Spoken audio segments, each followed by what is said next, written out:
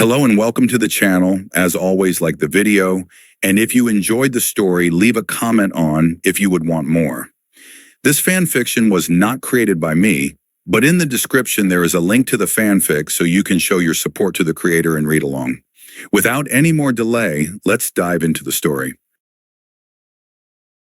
After ignoring the attempts of my teammates to get my attention and Bakakashi to glare through my head, I cheerfully selected the wave escort mission. I mused aloud, explaining my supposed reasoning for my choice. Well, a low-priority escort mission is perfect for us. Bakakashi doesn't have to put in much effort. It's not very likely that we will encounter more than bandits or perhaps a low-ranked missing nin, if we are especially unlucky, and he can take care of anyone below a rank easily. I jerked my chin at the Cyclops, who seemed torn between beaming at me for praising him or glaring at me for ruining his fun. In addition, Haruno-san, Uchiha-san, and I not only get a chance to prove ourselves on a slightly higher ranked mission, but also acquire invaluable experience outside of Konoha. We'll take this one, I decided with a firm nod. Well reasoned, Hiruzen intoned with a solemn nod, still trying to salvage his ruined dignity. No one was buying it. Turning to Irika, he gave his order. All right, call in Tazuna-san. Then a few minutes of awkward silence later, he stumbled in. Drunk as a skunk and twice as smelly, Tazuna the bridge builder in hope of Nami no Kuni, the land of the waves. I have to say I was a bit excited to see Sasuke and Sakura's reactions to him. What the dash? He exclaimed before belching slightly. A bunch of snot-nosed brats are supposed to guard me? He punctuated his question with a sloppy gesticulation using a half-empty sake bottle. An emo, pretty boy who looks like he was sodomized recently, and a little girl who looks like she'd be a better stalker than a ninja with pie. Is that really pink hair? Sasuke's face twisted in offended arrogance, making him look like he was constipated as a result of his recent sodomization, and Sakura had turned into actual stone, jaw literally on the floor. It was really kind of cool to see. One second she was flesh and the next stone. Well, I suppose the blonde at least looks the part and isn't such a munchkin, and the scarecrow seems decent. Alternating between scratching his beard and ass, Tazuna shrugged as if to say Kakashi and I were fine by him. I am Master Bridge Builder Tazuna, and I must return to my country safely. I'm building a bridge there that will change our world, and I expect you to get me there safe, even if it means giving up your life. He stared at us seriously, though the drunken blush and moderate to severe slurring of his words lessened the effect somewhat. Mama Tazuna-san, no need to be so morbid. We'll get you there safely. Bakakashi here, despite being a lazy, good-for-nothing sensei, is one of the top ninjas in the village. Not to mention, Uchiha-san was Rookie of the Year. Haruno-san can kill grown men with just her voice. And I am pretty strong myself, you know. I gave Tazuna an eye smile to help reassure him of our competence. Kakashi eye smiled at me, and I had a feeling that I was forgiven my earlier trespasses. Sasuke looked haughty and arrogant, as if it was only right that I acknowledged him for receiving a meaningless title. And Sakura was still stone, but seemed to have cracked a bit and was being rained on by tiny cartoon storm clouds. Faye. Good enough for me. When do we leave? The drunk managed to get out before attempting to drown himself with his sake bottle. Hokage-sama, I would request that you order us to leave tomorrow at 7 in the morning. Sharp. I cast my eyes at Kakashi to make it clear why I was doing this.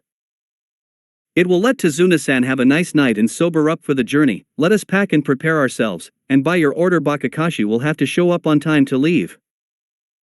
Gigi just looked at me for a second before smiling and going along with my idea. Helping him with his paperwork seemed to have gone a really long way in getting into his good books. Kakashi-kun, you are ordered to be packed, ready to leave, and present wherever your team decides to meet at the appointed time of 7 tomorrow morning. You will then leave for your mission without delay or deliberate sabotage. Hiruzen smirked at Kakashi, whose eye was wide and filled with horror and betrayal at the thought that he wouldn't be able to be late. As we all left, the Sandaime pulled out his own copy of Ika and thought to himself. Maybe you're not so far from taking this hat from me after all, Naruto-kun. Looking at his shadow clones and the now almost overflowing completed bin of paperwork, he compared it to the rapidly depleting bin holding his remaining work. Hiruzen couldn't help but think that maybe holding on for a few more years wouldn't be so bad now that he knew the Yandame's secret. Maybe now he could get out and sneak some training in. His skills had certainly suffered from neglect. That sounded like a good idea to him, after he finished this chapter. He. Oh, Makino-chan, you're such a naughty little minx. Shinobi throughout the leaf suddenly began crying as they felt their respect for authority figures shatter. Leaf Kunoichi suddenly felt the compulsive need to visit the Hokage and bring many sharp objects with them. The next day, 7 o'clock sharp, my team, a massively hungover Tazuna, and I were already leaving the towering walls of Konoha behind us. Kakashi was reading his book and complaining about having run into a black cat, which would surely bring us bad luck, and old, feeble ladies who needed help with groceries that he was prevented from providing. Sasuke was keeping a wary eye on our surroundings as he took the point position, hoping to see some action. He would see some, but that was all he would do. I mean, I did have to assert my dominance over all things team, didn't I? Even if I didn't have the same adversarial relationship with him as retard Naruto originally did. He was still a team. Sakura, having recovered from her time as a statue, was obviously staring at Sasuke with hearts in her eyes and drool on her chin. Fangirlitis is a horrible thing, and I would never wish it on any man, except Bakakashi. I really seem to have developed a grudge against him for not teaching me anything and just being a terrible sensei. Maybe it has something to do with the Naruto part of me now, knowing that he's my 2-cent student and that he basically abandoned me to run off and drown in guilt instead of manning up and helping a child in need of him. Meh, I don't care enough to really figure it out at the moment. Everyone but me had a backpack and both my fellow genin mocked me about forgetting my supplies. Kakashi, however, took a look at my sealing book and seemed to understand and approve of what I had done. Little did the idiots know that I had everything I needed tucked away inside sealing scrolls that I made for myself, making it so that I didn't need to carry a heavy and bulky backpack. Heh, suckers. The first time we made camp and I pulled out a tiny little scroll and unsealed a hammock, blankets, and various other comforts, my teammates' eyes popped out of their heads. This continued on more or less the same for the better part of 2 days, and it was late morning during the second day that I finally saw what I was waiting for. A puddle. Yep, it was time to use my future knowledge to cheat again. Mwahaha, man, I love knowing how things will happen before they actually do. It makes taking advantage of them so much easier. That's why I'll try not to stray all that far from canon, although I won't stick to it exclusively if I see a way to benefit from changing something. Sasuke walked by the puddle without so much as a glance. Some elite he was, haha, I would have noticed the puddle and sensed the enemies within even if I didn't know they were there. Sakura and Tazuna followed obliviously behind the Uchiha. Kakashi gave it a lazy glance before looking away, pretending not to have noticed anything wrong, and I kept it in sight out of the corner of my eye. When the demon brothers attacked, it went down exactly as it did in canon. Up to the point when they finished killing Kakashi. Then it all went to shit for them. Immediately I turned and threw several kunai at each of them to keep their attention occupied. However, they were really unfortunate. They attempted to block them with their clawed gauntlets and continued charging towards us. I had planned on capturing both of them alive, but wind chakra-laced kunai have a tendency to cut through whatever is in their path. Needless to say, things didn't go exactly as I planned. That is especially the case when you have shadow clones throwing said wind chakra-laced kunai as well. Yep, I had made use of Hack's no Jutsu again to help with scouting and to practice my still relatively average sensing skills. I had used wind chakra to enhance my kunai's cutting power because I didn't know how much I would need to take down a Chunin. I had been training quite a bit, but had no one to truly compare to besides in taijutsu, and Lee still beat me most of the time in that. And in the spirit of training and fairness, I never used anything that the handicapped boy couldn't, i.e. nin or genjutsu. The first brother made to block the kunai going for his throat and avoid the others that passed by each side and above him to prevent him from moving anywhere without having to sacrifice positioning. The kunai pierced straight through his gauntlet and then his throat, killing him in an instant, and continuing on to go through another tree.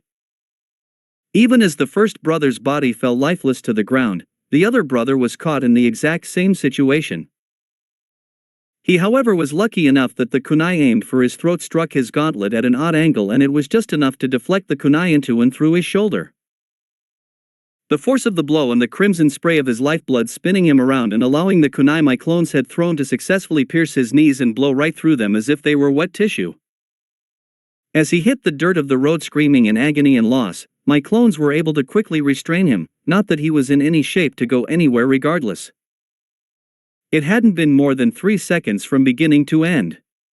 However, Sasuke was still in the act of running forward to engage the enemy Nin. It took him another moment or two to realize that I had already defeated both of them and killed one of them. Sakura still was frozen with wide eyes, and Tazuna was crouched down with shock and fear on his face. I took all of that in a blink. Then I calmly walked to the edge of the path. Kakashi-sensei, permission to have a momentary lapse in composure due to my first kill? I spoke to the air in a calm tone. However, even I noticed the slight tremor in my voice. A hand gently rested on my shoulder and I didn't even look, already knowing whom it belonged to.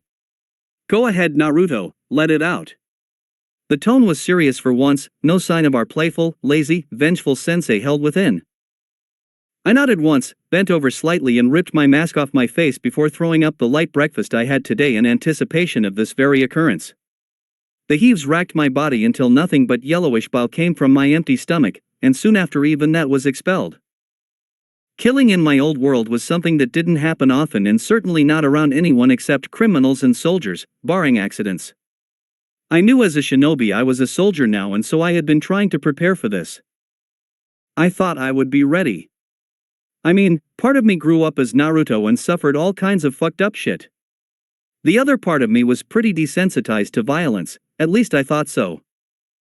Video games, you know? It still took me by surprise.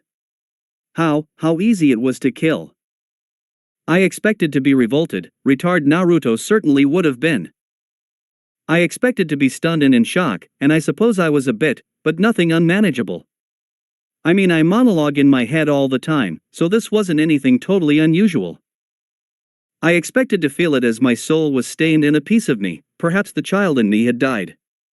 I had prepared to go through self-loathing and have to lean on Kakashi for wisdom and support. Instead I felt nothing. It was easy. Killing was just so damn easy. That's how I knew that any hope of following canon, beyond as a very general guideline, was just not going to happen. In the anime, the manga, whatever you preferred, Naruto didn't kill. He simply didn't do it. Hell, he didn't even take part in killing someone up until Kakuzu and Haiden, excluding Haku and Zabuza. But those two weren't his fault. He did everything he could to keep them alive. That was on Kakashi and Gato. I had just killed, and only my revulsion at my lack of response to the act caused any response at all. And that same revulsion was simply a conditioned response by half of what now made me, well, me. I knew it wouldn't happen again next time, and it would only get easier each time until killing not bothering me no longer bothered me at all. Spitting the nasty taste of half-digested food and bitter bile from my mouth and rinsing with a canteen of water let me collect myself. I took a deep breath and accepted what I had done. Raising my mask back into place, Kakashi's comforting and solid hand still clasped on my shoulder, I prepared myself to face my team and move towards the future. I couldn't afford to falter at this point, especially when I hadn't even made it past the beginning of my story. I stood and turned back to my team and Tazuna, giving Kakashi a quick nod of silent thanks before I addressed everyone. Sorry about that, first time killing anyone, I promise it won't happen again. My chipper tone and eye smile seemed to freak Tazuna and Sakura out for some reason. Sasuke was looking at me with wide eyes and a hint of something between respect and fear in his gaze before he regained his typically stoic demeanor. Kakashi simply squeezed my shoulder and I smiled back before making his way to my clones and their prisoner, who had been knocked unconscious and had his wounds cauterized by Kakashi's own shadow clone. Funny, I hadn't noticed him making one. All my clones saluted Kakashi before looking at me. Seeing my nod of acknowledgement, they returned to the trees and quickly disappeared from sight. Tazuna and Genin waited in silence as Kakashi interrogated the remaining demon brother. Sakura kept stealing little glances at me, a conflicted look on her face, when she thought I wasn't looking. As if she wasn't sure if she wanted to deride and scream at me, or try to comfort me. Maybe she was coming around? Probably not, but I could hold out hope that she would after this mission. After all, she had already seen death close up, and would soon be meeting someone far more terrifying than the two I killed. Yes, I said too. There was no way the second demon brother was going to live through his wounds, and even if he did, then he would be retrieved by Leaf ANBU and sent to TNI and tortured before he died. Basically, he was already dead. He just hadn't realized it yet. Tazuna seemed caught between shock and fear, not surprising considering he had almost died, watched a 12 to 13-year-old kill someone nearly effortlessly, and probably understood that his goose was cooked. Kakashi was on to him now. Sasuke was keeping an eye on our surroundings, probably trying to spot my clones, while keeping track of me out of the corner of his eye. Was that out of respect and/or concern? Nah, probably out of jealousy of my power, maybe some grudging respect, and a hint of wariness. Me? Well, I was once again imitating Kakashi and had buried my nose in my bingo book. I had to be able to play off any knowledge about Zabuza and what was to come in the future after all. I was definitely not distracting myself from the lack of guilt or remorse over my first kill and the guilt that came with not feeling anything except slightly disappointed that Chunin were so easy to kill. Even if the kill happened to be by virtue of surprise and them underestimating me.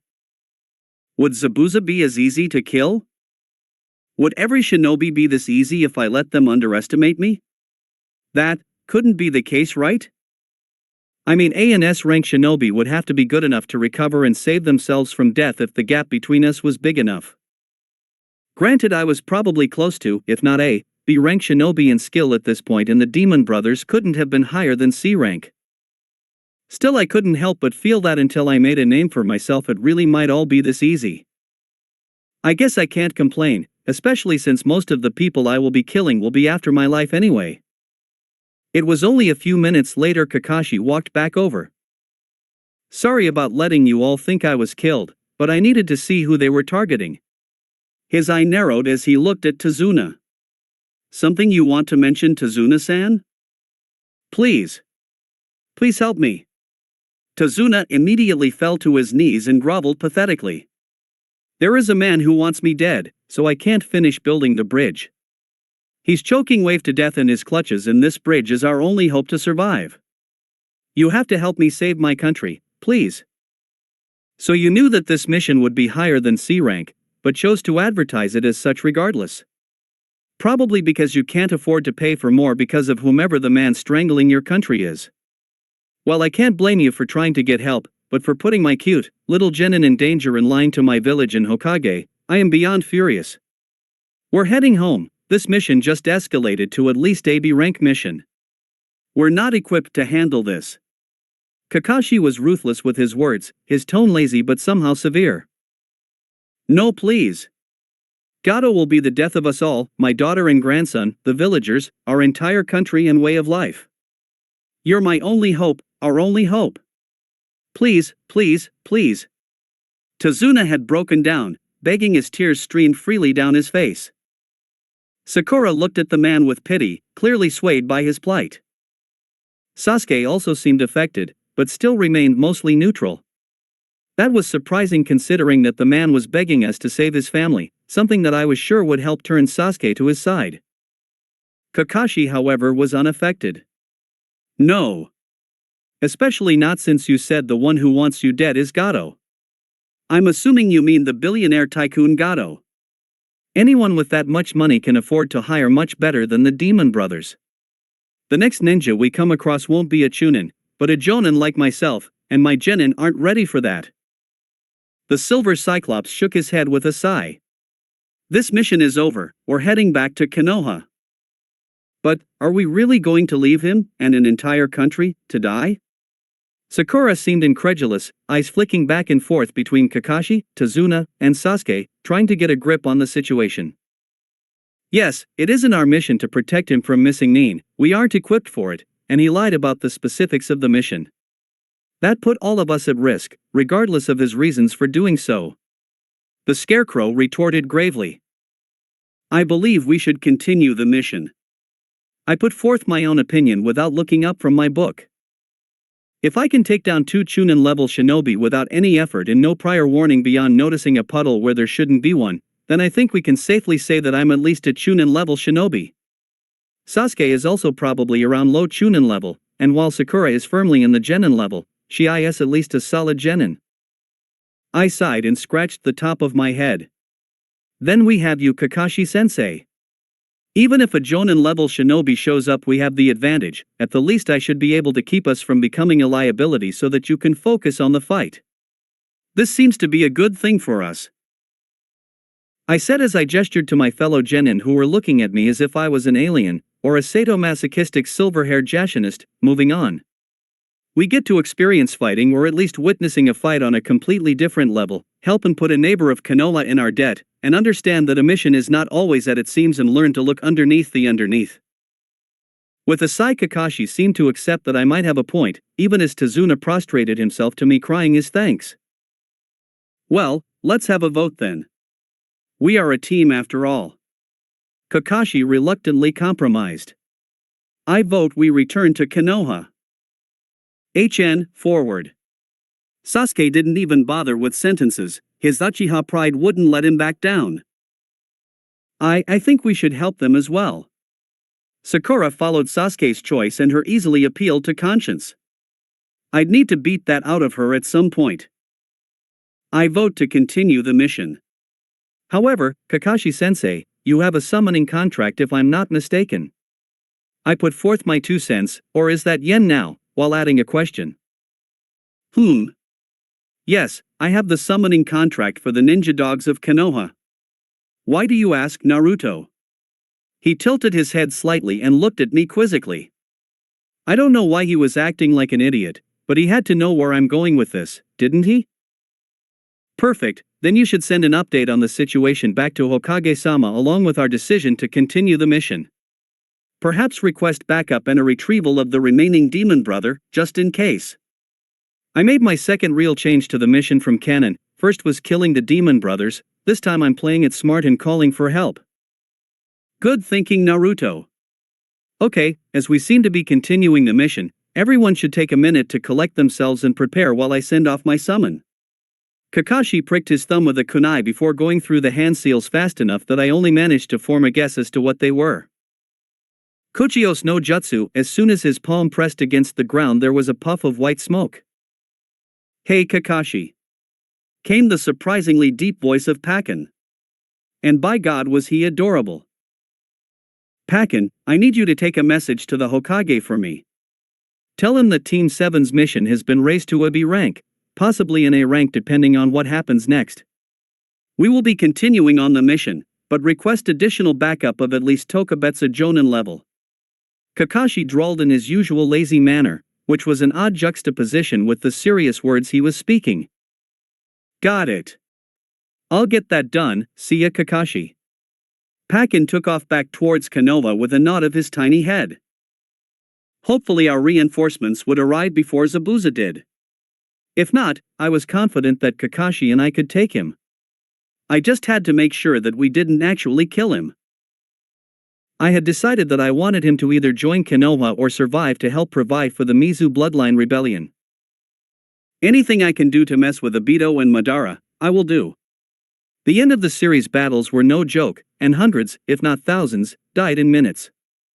That's without mentioning Kaguya, Mother Crazy herself. That was far into the future at this point though, it was best I focus on the here and now. Speaking of, I'd better remove my weights in preparation for Zabuza's arrival. There was still no sign of our backup as we entered Wave. All around us there was only fog, water, and the great bridge Tazuna was building. Everyone was silent as we left the man and boat that had smuggled us into Nami no Kuni, trying to find anything out of place. The fog had cleared as we moved away from the sea and the sun was shining. My teammates had also let down their guards. As we were nearing Tazuna's house my clones picked something up with their sensing skills and one dispelled to alert me. I instantly threw a kunai into the bush where I was directed, knowing what we'd find. Sakura let out a startled squawk, and everyone jumped and looked my way, kunai at hand. I simply went to retrieve my kunai and came back with a terrified snow rabbit. Sakura looked like she wanted to berate me, but thought better of it. She was probably remembering how I embarrassed her during our spar, or that I had my first kill recently. I looked straight at Kakashi, ignoring everyone else. It's the wrong color, meaning it was raised inside. Kawarimi. His eye widened and he yelled out. Get down! Luckily I was already pulling Sakura and Tazuna to the ground before he even finished his first word. He and Sasuke both hit the dirt in time for a giant buzzsaw of screaming, metal, death to pass over all of our heads. The sword, because it was a sword despite its ridiculous size, finished its flight by burying its blade into a tree and a form landed on its handle. Momochi Zabuza, Demon of the Mist, a rank missing nin from Kirigakure. Master of the silent assassination technique, my bingo book says you have quite the bounty. Why is someone like you working for someone like Gato? I spoke in a bored tone before anyone else could. Besides a few short, speculative glances thrown my way, everyone kept their eyes on Zabuza. Heh, not bad kid. You've done your homework and you know who my employer is, but why I'm working for him doesn't matter to you. Leave the bridge builder and go, or you'll all die here. Zabuza looked over his shoulder as he delivered his ultimatum in a growl. You know we can't do that. Naruto, Sasuke, Sakura, protect Tazuna. I'll need to focus solely on him if I want to survive. We surrounded Tazuna while Kakashi slowly lifted his headband off his hidden eye.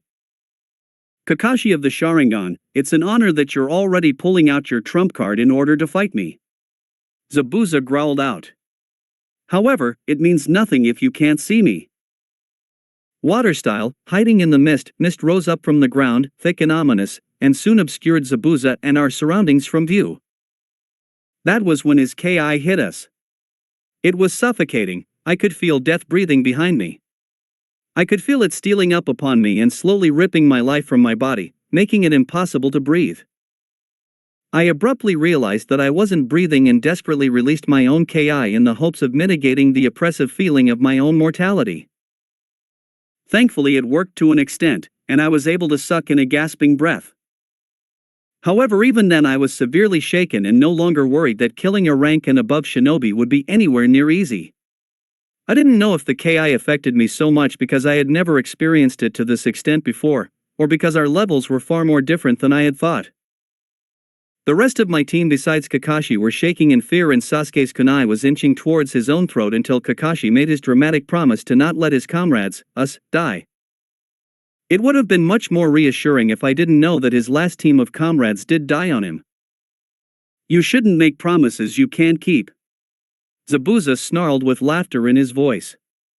8 points to choose from. Larynx, spine, liver, lungs, jugular, subclavian artery, kidneys, and heart. Now which should I choose? Knowing what was coming, I was already moving by the time Zabuza appeared in the middle of our formation. It's over. He crowed, but I had already buried my kunai in his throat as Kakashi sped towards us. The Zabuza I had stabbed dissolved into water, showing it was a water clone, even as another Zabuza appeared to my left, ready to strike me down. I avoided being bisected by Kubikiri Bosho by throwing myself to my right and rolling into a defensive stance, presenting my right side and making myself as small a target as possible, as Kakashi stabbed this new Zabuza in the gut while he was busy trying to see what color my insides were. As that Zabuza also turned into water, revealed to be another water clone, yet again Zabuza materialized behind Kakashi.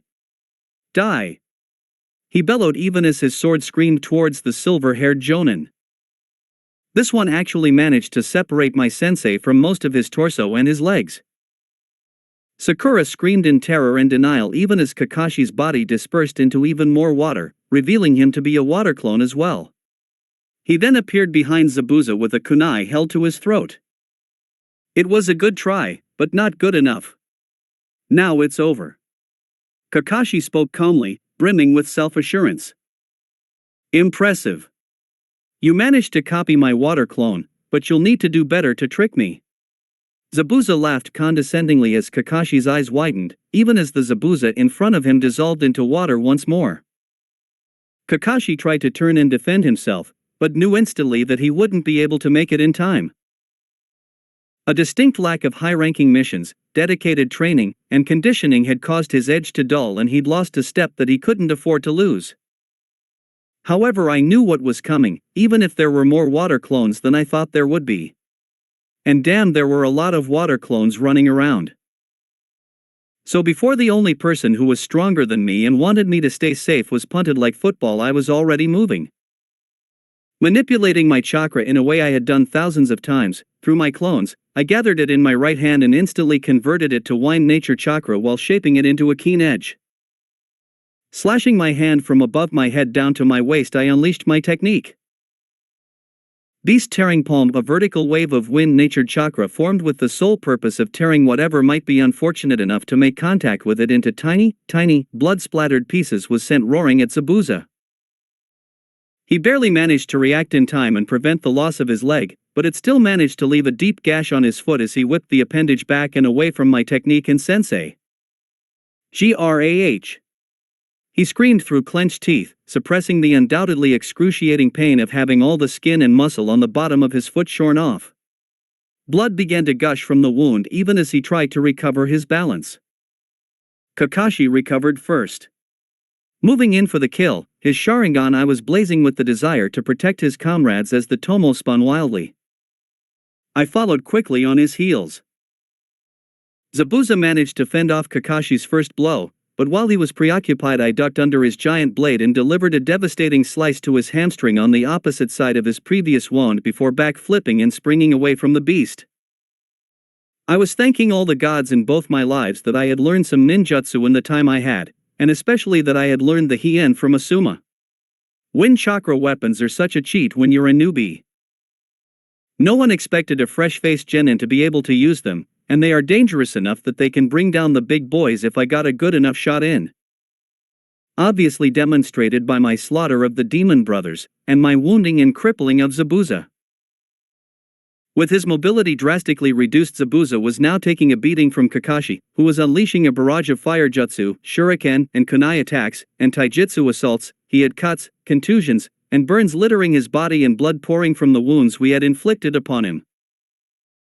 Still, he was proving that he deserved his reputation, blurring through hand seals at a tremendous rate in order to unleash a, no doubt powerful, jutsu.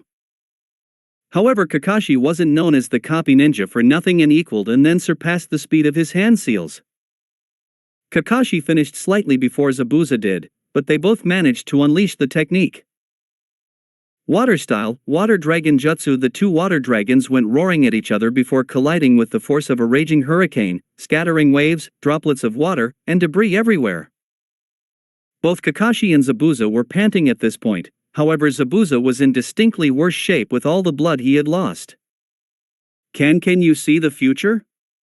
You knew what jutsu I was going to use and beat me to it. Zabuza was freaking out, obviously unused to being the one taken by surprise and intimidated by the Sharingan's impressive reputation. Yes, and your future is death. This is the end.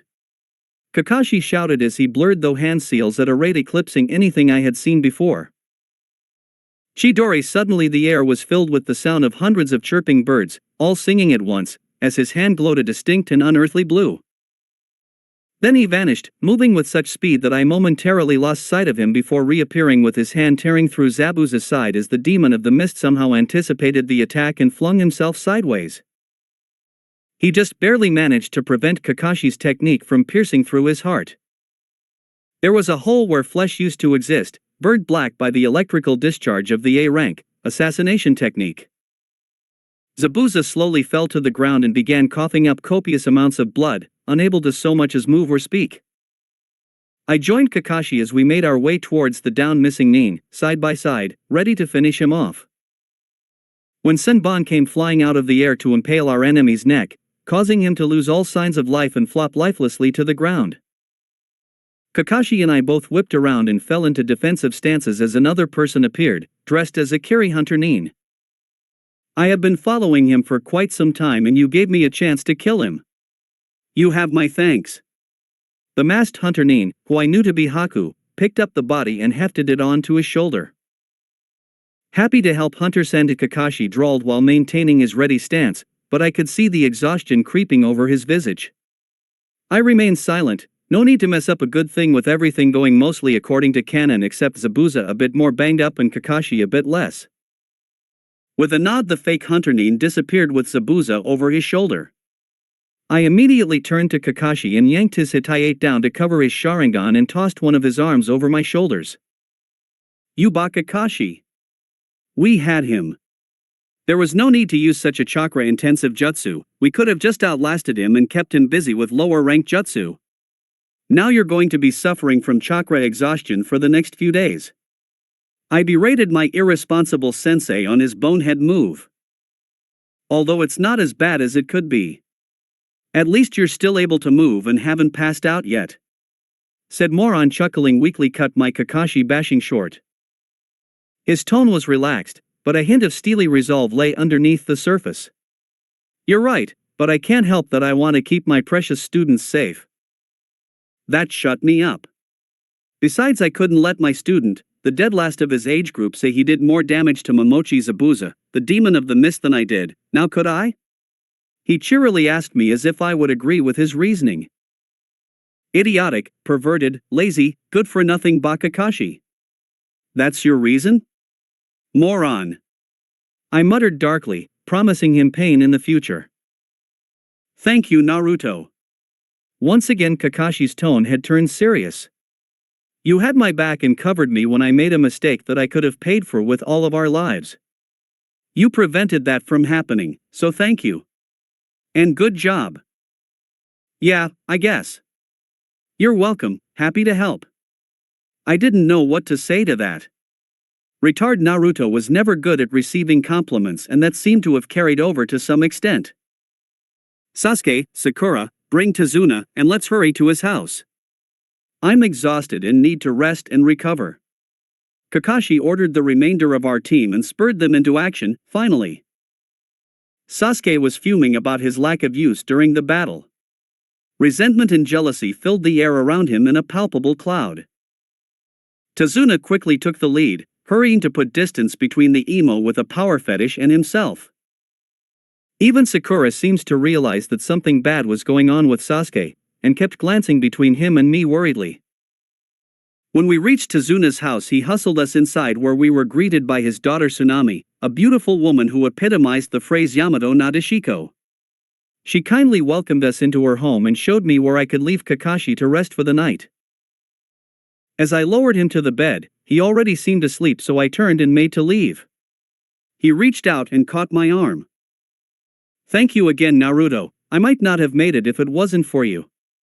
You saved my life and most likely those of everyone else in the team.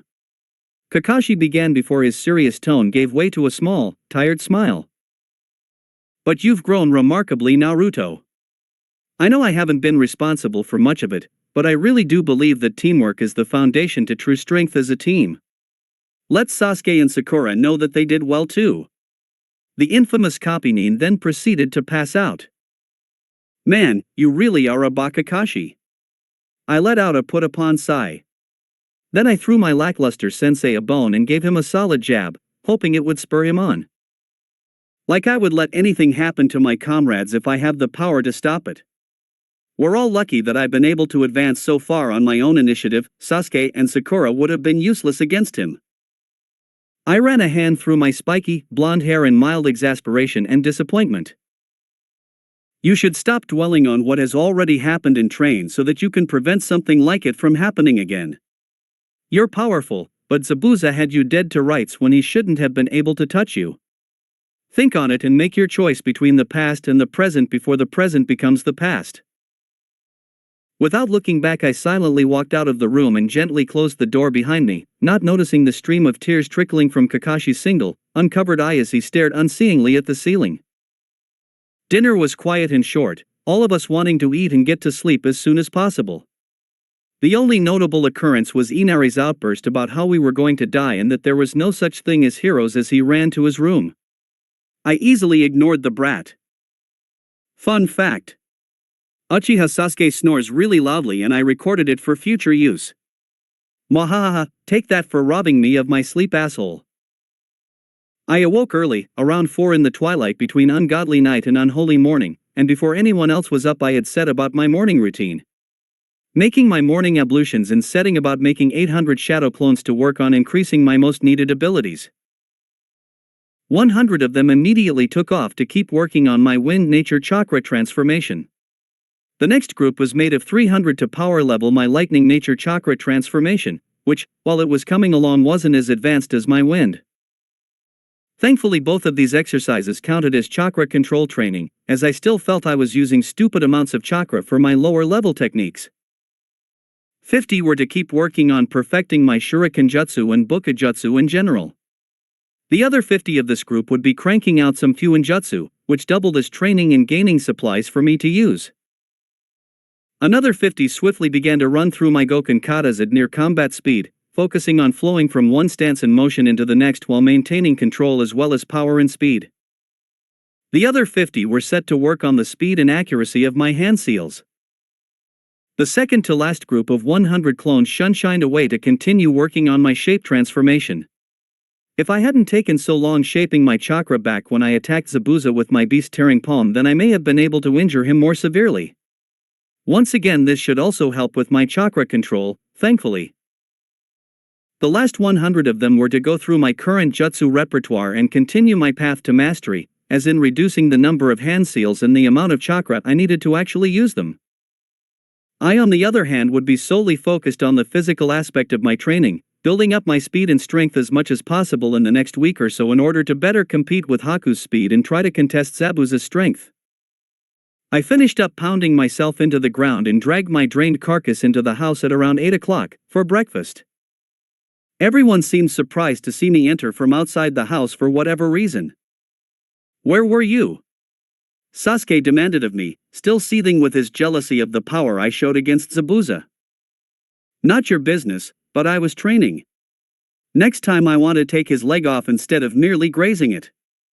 I responded evenly, but with a slightly vicious undertone, knowing that it would encourage him to push himself harder.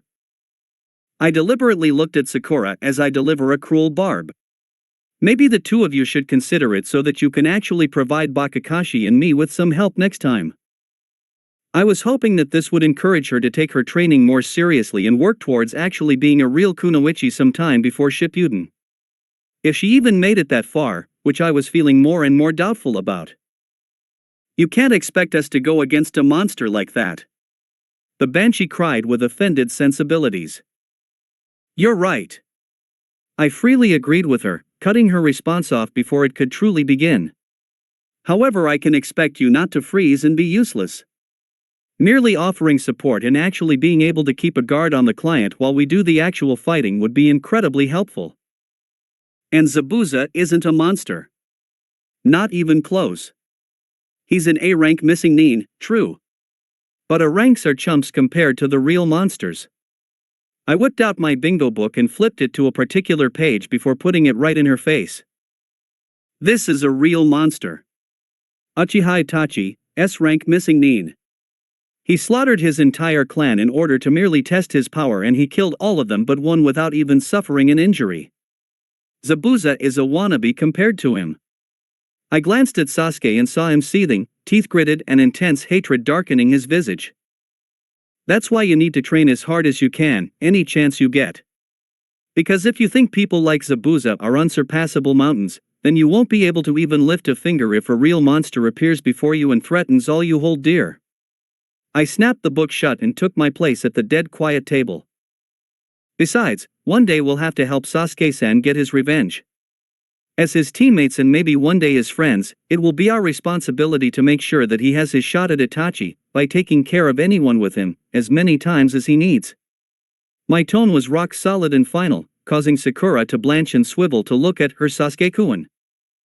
Sasuke had frozen, his jealousy and hate having vanished at my words. Shock and disbelief clear in his posture and face. After all, we are all shinobi of Konoha. We're all comrades. I looked up from my food and I smiled first at Sasuke and then at Tsunami. "The meal was delicious, thank you Tsunami-chan." Well said, Naruto. Kakashi called out just as Tsunami blushed and said, "Oh, thank you, Naruto-kun. Speaking of training, I'll be teaching you something new in order to try and get you ready to face off against Zabuza again." Kakashi used my sermon as a segue. What? Sakura returned to normal Banshee form. But Zabuza is dead, isn't he? That hunter Nin finished him off. No, I agree with Bakakashi.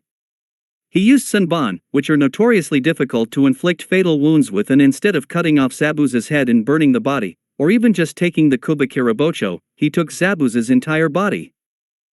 That means that it's likely that Zabuza is alive and recovering right now and will attack again relatively soon, but with his accomplice this time. I relayed my future knowledge as my own conclusions, garnering a respectful and appreciative nod from Kakashi.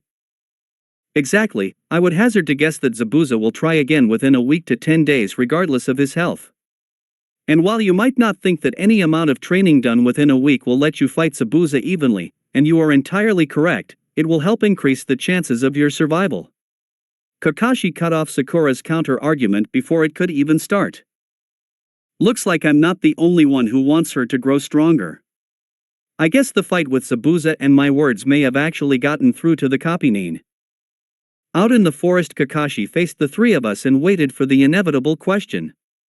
Thankfully, he didn't seem to need the crutch he used in canon, but it's also obvious that he was extremely fatigued. So what are you going to be teaching us, Kakashi-sensei? Sakura asked after waiting a few minutes for Kakashi to do anything. I guess I didn't fully fix him yet. I'm glad you asked, Sakura. I'm going to teach you how to climb trees. Then I smiled as the bastard waited for the standard response. But we already know how to climb trees. Sakura complained, shocked at the useless nature of Kakashi's training. HN. Sasuke threw out his own agreement. His eyes, however, remained fixed on me as I continued reading my intermediate ceiling book. Without using your hands. Kakashi retorted in a chipper voice, obviously enjoying this. But that's impossible, Kakashi-sensei. Shrieked Sakura again. Damn it, I need to break her of that, and soon. Oh. Amusement dripping from his voice, Kakashi turned and placed one foot on the trunk of a tree and proceeded to walk up it as if it were flat ground before stopping on the underside of a branch and standing upside down. So this is impossible? Well, I guess I don't need to teach it to you then. However, if you do want to learn, you concentrate your chakra to your feet and use it to stick to the surface of the tree. Too much and you'll break the bark and push yourself off, too little and you'll just slide off and fall. Kakashi really did enjoy messing with his students. 3 kunai flew through the air and landed at our feet. Use those to mark your progress, and you might want to take a running start. He proceeded to walk back down the tree and sit down with his smut. I'm done. I figured this out months ago. I drawled from my perch at the top of a tree, hanging upside down like a bat and still reading my book. I can also do the water walking exercise too. I volunteered. Just to crush any hopes he had of seeing me fall into water with my clothes on. Anime tears streaming down his face, Kakashi wailed into the air. Why, Naruto? Why do you always take the joys of being a Jonin sensei from me? Huh? Did you say something, Bakakashi? I didn't even deign to look up from my book. Somewhere a man in green spandex felt a warm glow in his heart. YOSH, someone's flames of youth have exploded all over my eternal rival. It must be Naruto-kun. You wish, I am so proud of my student that I will do 10 million push UPS with a 10,000 kilograms boulder on my back to celebrate his youth and fan my own flames to an inferno of Yootha. Yuthu. Parroted his mini-clone. The two others with them simply facepalmed, as the bandits they were about to ambush were now looking at them and knew exactly where they were. A mini rainstorm immediately settled over Kakashi's head and began pouring on him as he crouched down and began drawing squiggles in the ground with a finger. He used my thing against me. I want to be proud, but somehow I'm just devastated. Sakura. I got her attention. When you get this, and you will get it before Sasuke. Said Emo, scowled at the challenge to his Uchiha superiority before I explained my reasoning. That is because you have such minuscule reserves, which makes them exceptionally easy to control.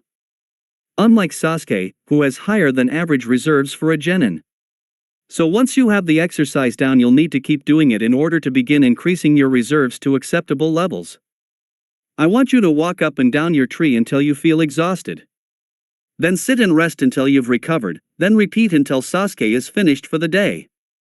I ended with a lazy wave before jumping down from my tree, Batman style, and walking over to Kakashi.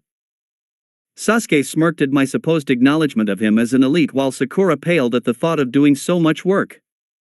However, they both said about working on the exercise. You really aren't a good teacher, are you? I seriously asked Kakashi as I stood next to him and watched my fellow genin train. No, I really am not. He responded agreeably. I have a lightning affinity. I began, knowing that he probably knew where I was going with this. I'd like for you to teach me that jutsu you used to carve up Zabuza. Chidori, was it? He nodded in confirmation of the name, if not acceptance of teaching me the technique. I'm already well into nature transformation and shape manipulation for both my wind and lightning affinities, and I think you've already realized that I'm more advanced skill-wise and more mature mentally than the rest of my age group. So please teach me how to use that technique. I bowed my head in supplication and began to plan what I might have to do to convince him. Okay, came the simple reply, causing me to fall over in surprise at how easily he accepted. Why? I wanted to confirm why he's going to teach me an A-rank assassination jutsu as a genin, without any convincing. As you said, you're already much more advanced than them. He lazily gestured at the other two who were struggling to tree climb, in a variety of ways. He fixed his heavy-lidded gaze on me and I felt a shiver go down my spine. And besides, you're the only one here besides me that has a chance of lasting more than a few seconds against Zabuza. That and you more than likely saved my life in that fight. Holding you back when I could help you would be self-defeating. A cheery eye smile accompanied his next revelations. We both know that you're far above most chunin at this point anyway. I'd have to see what else you can do, but from what I've seen you could be approaching Tokubetsu to newly promoted Jonin levels soon if you can use more than one elemental nature type. Actually, I didn't know that. I knew that my taijutsu was definitely getting up there, that I had a decent assortment of wind jutsu and a small repertoire of lightning jutsu, and that my basics were rock solid. However, I didn't really know how that all fit together and where that left me in regards to rank and overall strength. Wow, the Kage Bunishin no Jutsu training method added to Uzumaki's stamina and persistence, crazy, and the healing from being the Kyuubi Jinchuriki really was super HAX. While I was lost in thought, also known as my inner monologue, I felt a spike of bloodlust and managed to dodge a kunai aimed at my head on pure instinct. However, the next instant I felt cold steel at my throat as a voice purred in my ear. You're getting sloppy, Blondie-kun. At least you managed to avoid my kunai, but sadly that means I'll have to cut you to taste that blood of yours that I like so much. Staying perfectly still in order to not cut my own throat, I merely sighed. I feel like I've been sighing a lot recently, and greeted my assailant. Anko-chan, it's great to see you again. I'm so happy that the Hokage sent you as our backup. My monotone may have put lie to my statement though, as I could almost feel her pouting. Aw, you're no fun, Blondie-kun. Not even a flinch. But I still have you this time. My psychotic, sometimes sensei, friend, crowed in triumph. Do you? I proceeded to have a troop of clones surround her with kunai at her vitals. That one you have is a clone too, so I guess that means you lose this one too, Anko-chan. I waved from my new position by Kakashi's other side where I had ended up after substituting with the clone in front of her. So many Blondie-kuns. Are they all for me? Anko's smile was predatory and extremely seductive. She leaned forward just enough to squish her breasts against my clone's back and began to rub herself against it all while giving the real me bedroom eyes. I guess your clone gets to be the one to touch me then. Her tongue traced shapes on the skin of my clone's neck and eventually found his ear.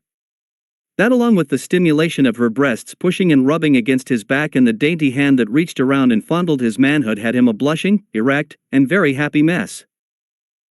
While my clone struggled not to moan in pleasure and desire, Anko continued speaking as if she wasn't even trying to give my clone a stiffy or the OTPHJ, over the pants handjob, of his short life. I came to the land of the waves because I wanted to spend some quality time with my blondie Kuan and all I got was this stupid clone. Besides. She paused and sped up her hand. I thought I told you to call me Ankone? My clone burst. Not in that way, you pervert. Okay, almost in that way. But I was talking about how Anko drove her kunai through his neck just as he was about to finish. Talk about ultimate blue balls, and his memories transferred directly to me. Ugh.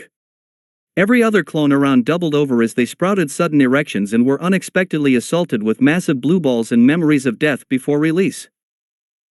I was no exception, and found myself on the ground clutching my junk as it throbbed angrily. Thankfully, an appalled Sakura and a slightly curious Sasuke distracted Anko at that moment. Who are you and what the hell were you just doing to Naruto? The human siren screeched out in righteous fury and embarrassment. Sasuke just nodded as if including himself in her questions. Me? Anko seemed genuinely shocked that they didn't know who she was. I'm not only Blondie Kuan's very own Nasan. I am the extremely sexy and currently single Mitarashi Anko. She struck a pose, hands on her hips and chest thrust out as if expecting praise and applause. Until Blondie Kuan gets a bit older and decides that he'd like to learn about the snake in the cave. Then I'll be the extremely sexy and unfortunately for all things male and female, I don't discriminate, take in Mitarashi Anko. At this she started to run her hands over her body and wiggle a little bit as she licked her lips, causing each of my clones to flinch and grab his manhood in phantom pain and true arousal. Until he proposes, and then I suppose I'd be the devastatingly sexy and happily married, but unfortunately no longer available to fuck like a dirty slut, Uzumaki Anko. Oh. But I'll be blinking Blondie Kuan however he likes. Everyone's sweat dropped at this, not knowing what to say in response. I gave a long-suffering sigh again as my clones all popped and my pants grew even tighter. You're a bit late. I tried to get the conversation back on less perilous subjects.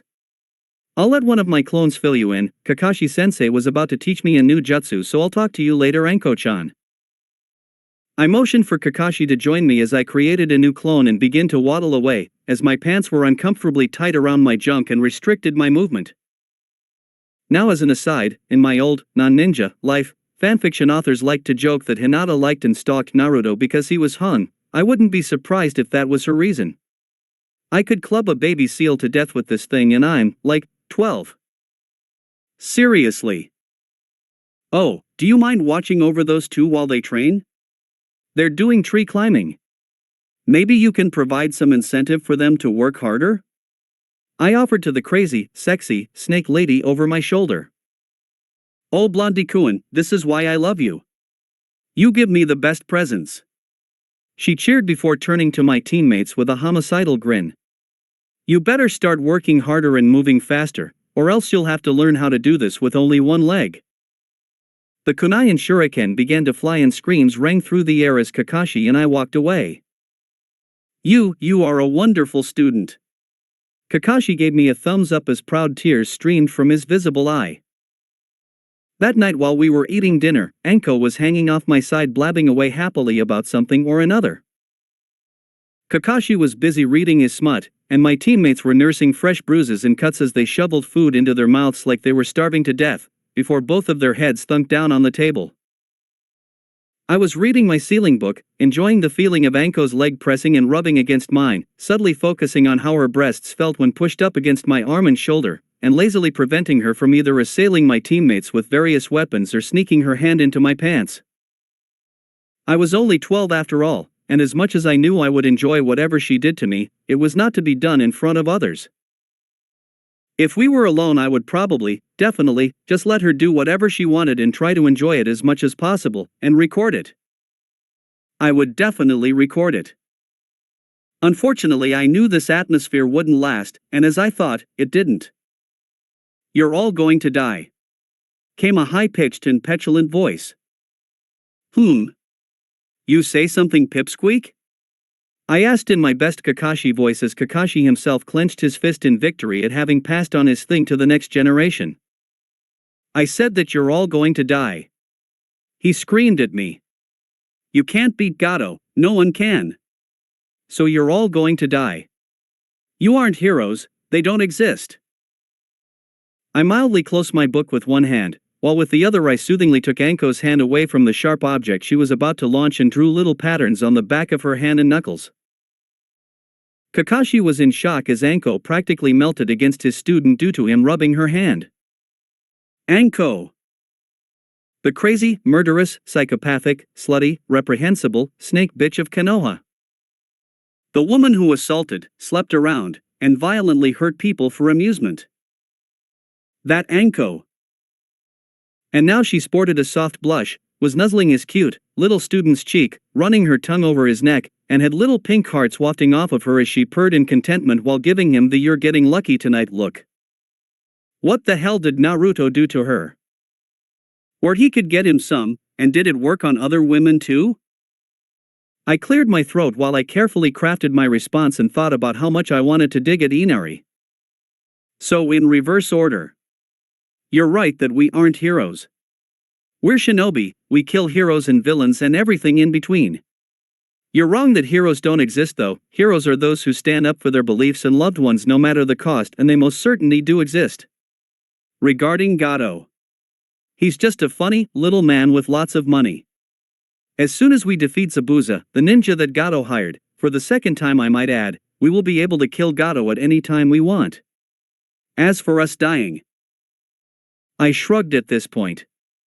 It's possible, but that's the life we signed up for when we became shinobi. However, at least we'll go out fighting for what we believe in and with friends at our side and not sitting at home whining about how hard our lives are and wishing failure and death on the family that only wants what is best for us. You see, little boy, we are what stands between your grandfather, mother, village, country, and yourself and Gato. So if we die, all of you will as well. I softly brought Anko's hand up to my masked lips and planted a soft, short kiss on her palm that had her melting down into a puddle on the floor. I'll be taking my leave now.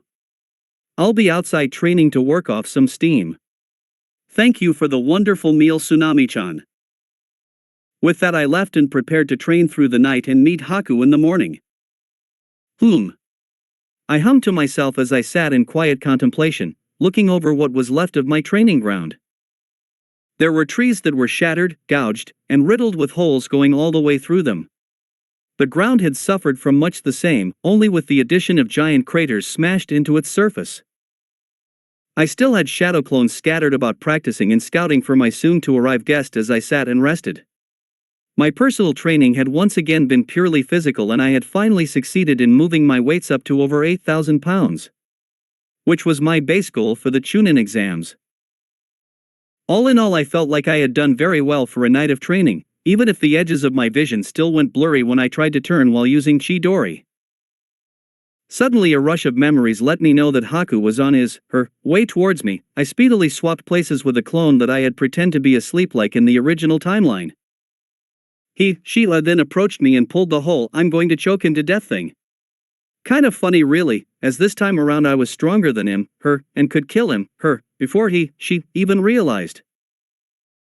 As her hand was about to reach my clone's neck, the clone acted and quickly subdued him, Okay, so I will be the first to admit that I can be kind of oblivious and that dumbass Naruto was so much worse than me, but Haku was confusing the fuck out of me.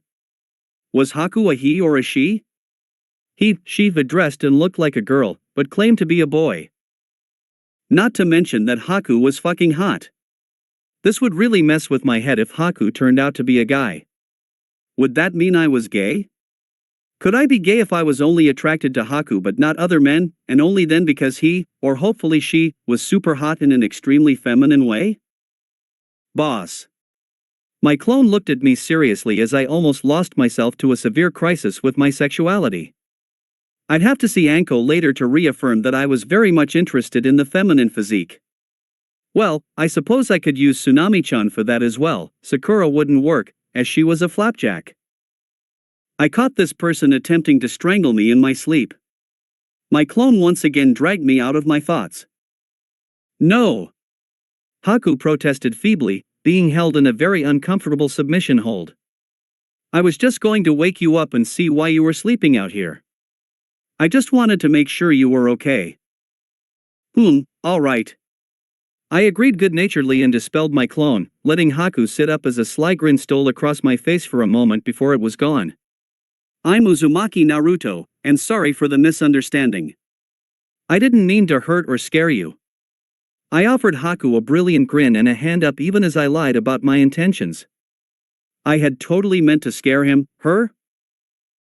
Smiling gently in turn as she rubbed feeling back into her limbs, Haku took my hand and I hoisted him. I'll go with him for now as it's much less fucking annoying than questioning his gender every pronoun, to his feet. Then I began brushing the dirt and grass off his kimono, pink for God's sake. He could at least wear orange, while apologizing for getting him dirty. Thank you, Naruto-kun. The questionably gendered beauty beamed at me. My name is Haku and I'm sorry again for startling you earlier. So what were you doing out here anyway? Haku probed for information while keeping up the pretense of not being a ninja. Oh, I was training. I've got a mission to complete and not only my own, but my client's precious people to protect. I channeled dumbass Naruto as best as I could and flashed him another grin, now thoroughly satisfied with my findings and the potential for teasing later on that they offered. So you fight for your precious people? Haku seemed startled and yet happy about my words even as I nodded in affirmation. I too fight for my precious people. My precious person is also why I'm out here collecting medicinal herbs. He raised his basket slightly. Yep, but I also fight for myself. I interjected while nodding firmly. Protecting others is what makes someone become truly strong, but only when someone can incorporate their self into their list of precious people can they truly begin to live. After all, if someone is precious to you, it is more than likely that you are precious to them too. That means to protect them you need to protect yourself. My sagacious words caused him to pause and look down in thought as if his entire world was rocked by my words. Score. Plan: don't have Haku stabbed through the heart with a raikiri to futilely try to protect Zabuza is a GO. So the name needs work, Sumi. Naruto named his ultimate technique Wind Shuriken, which is lame as fuck even if I will keep the name for simplicity's sake. Hey, don't look so pensive, it doesn't fit a pretty girl like you. I once again channeled retard Naruto and offered him a thumbs up while trying not to cackle with glee at my upcoming prank. That got a smile and a laugh out of Haku as he prepared to drop his bomb on me. Thank you, Naruto-kun, for your kind words, but I'm a boy. I just looked at him. Then I intensify my gaze into a stare as if trying to divine the truth of his words. Haku blushed and began to fidget under the force of my scrutiny. I offered as my non-committal answer, when in doubt, or pretending to be in doubt, go with the Uchiha response. By Haku-chan, I've got to go meet up with my friends and train some more. I yelled as I jogged away from him, pretending to disregard his earth-shattering revelation. Goodbye, Naruto-kun, till we meet again. Haku called in response, looking slightly sad. Probably because he knows that we will be fighting each other soon, and maybe because I didn't react much to his shocker of being a man. Oh. I stopped as if suddenly remembering something important and turned back to Haku with a grin. Say hi to Zabuza-san for me and let him know that Gato plans to double-cross him. I returned fire with my own drone strike in retaliation. Haku's stupefied face was worth acting like retard Naruto to throw him off the fact that I was actually a good ninja and even knew who he was. And besides that, I was gearing up to drop a nuke on the bitch. Boys don't have such developed curves or boobs, Haku-chan. I gave Haku a lascivious wink and mimicked patting her down before quickly taking off. That's right, Haku is a girl. That always fucked with me when I watched the show, as the way she looked and dressed screamed feminine, but she claimed to be a guy. And seeing her in person was even worse, as she was just so damn pretty, yet claimed to be a boy. Welp, that was one mystery of this universe solved. I guess she's just a troll that gets her kicks off of messing with guys. Or maybe it was just less hassle to pretend to be a dude in the ninja line of work? I have added another pair of awesome kunoichi breasts to my groping collection. Get it? Not growing, groping? No one but Anko appreciates me as much as I deserve. That statement makes me concerned for my mental health. Oh well. Somewhere in Konoha, Kurenai developed a tick mark on her head and swore that she would punish Kakashi. She didn't know why she would do this, but she knew that he would deserve it. Not to mention she felt the sudden urge to meet up with Anko and meet the blondie-kun she had been raving about. Kurenai swore to steer this blondie-kun away from the path of the pervert, no matter the cost. Little did she know that it was far too late for that. Whistling a Johnny tune to myself, I decided to check up on my teammates and make sure that Anko hadn't killed anyone important while I was off solving the mysteries of the world.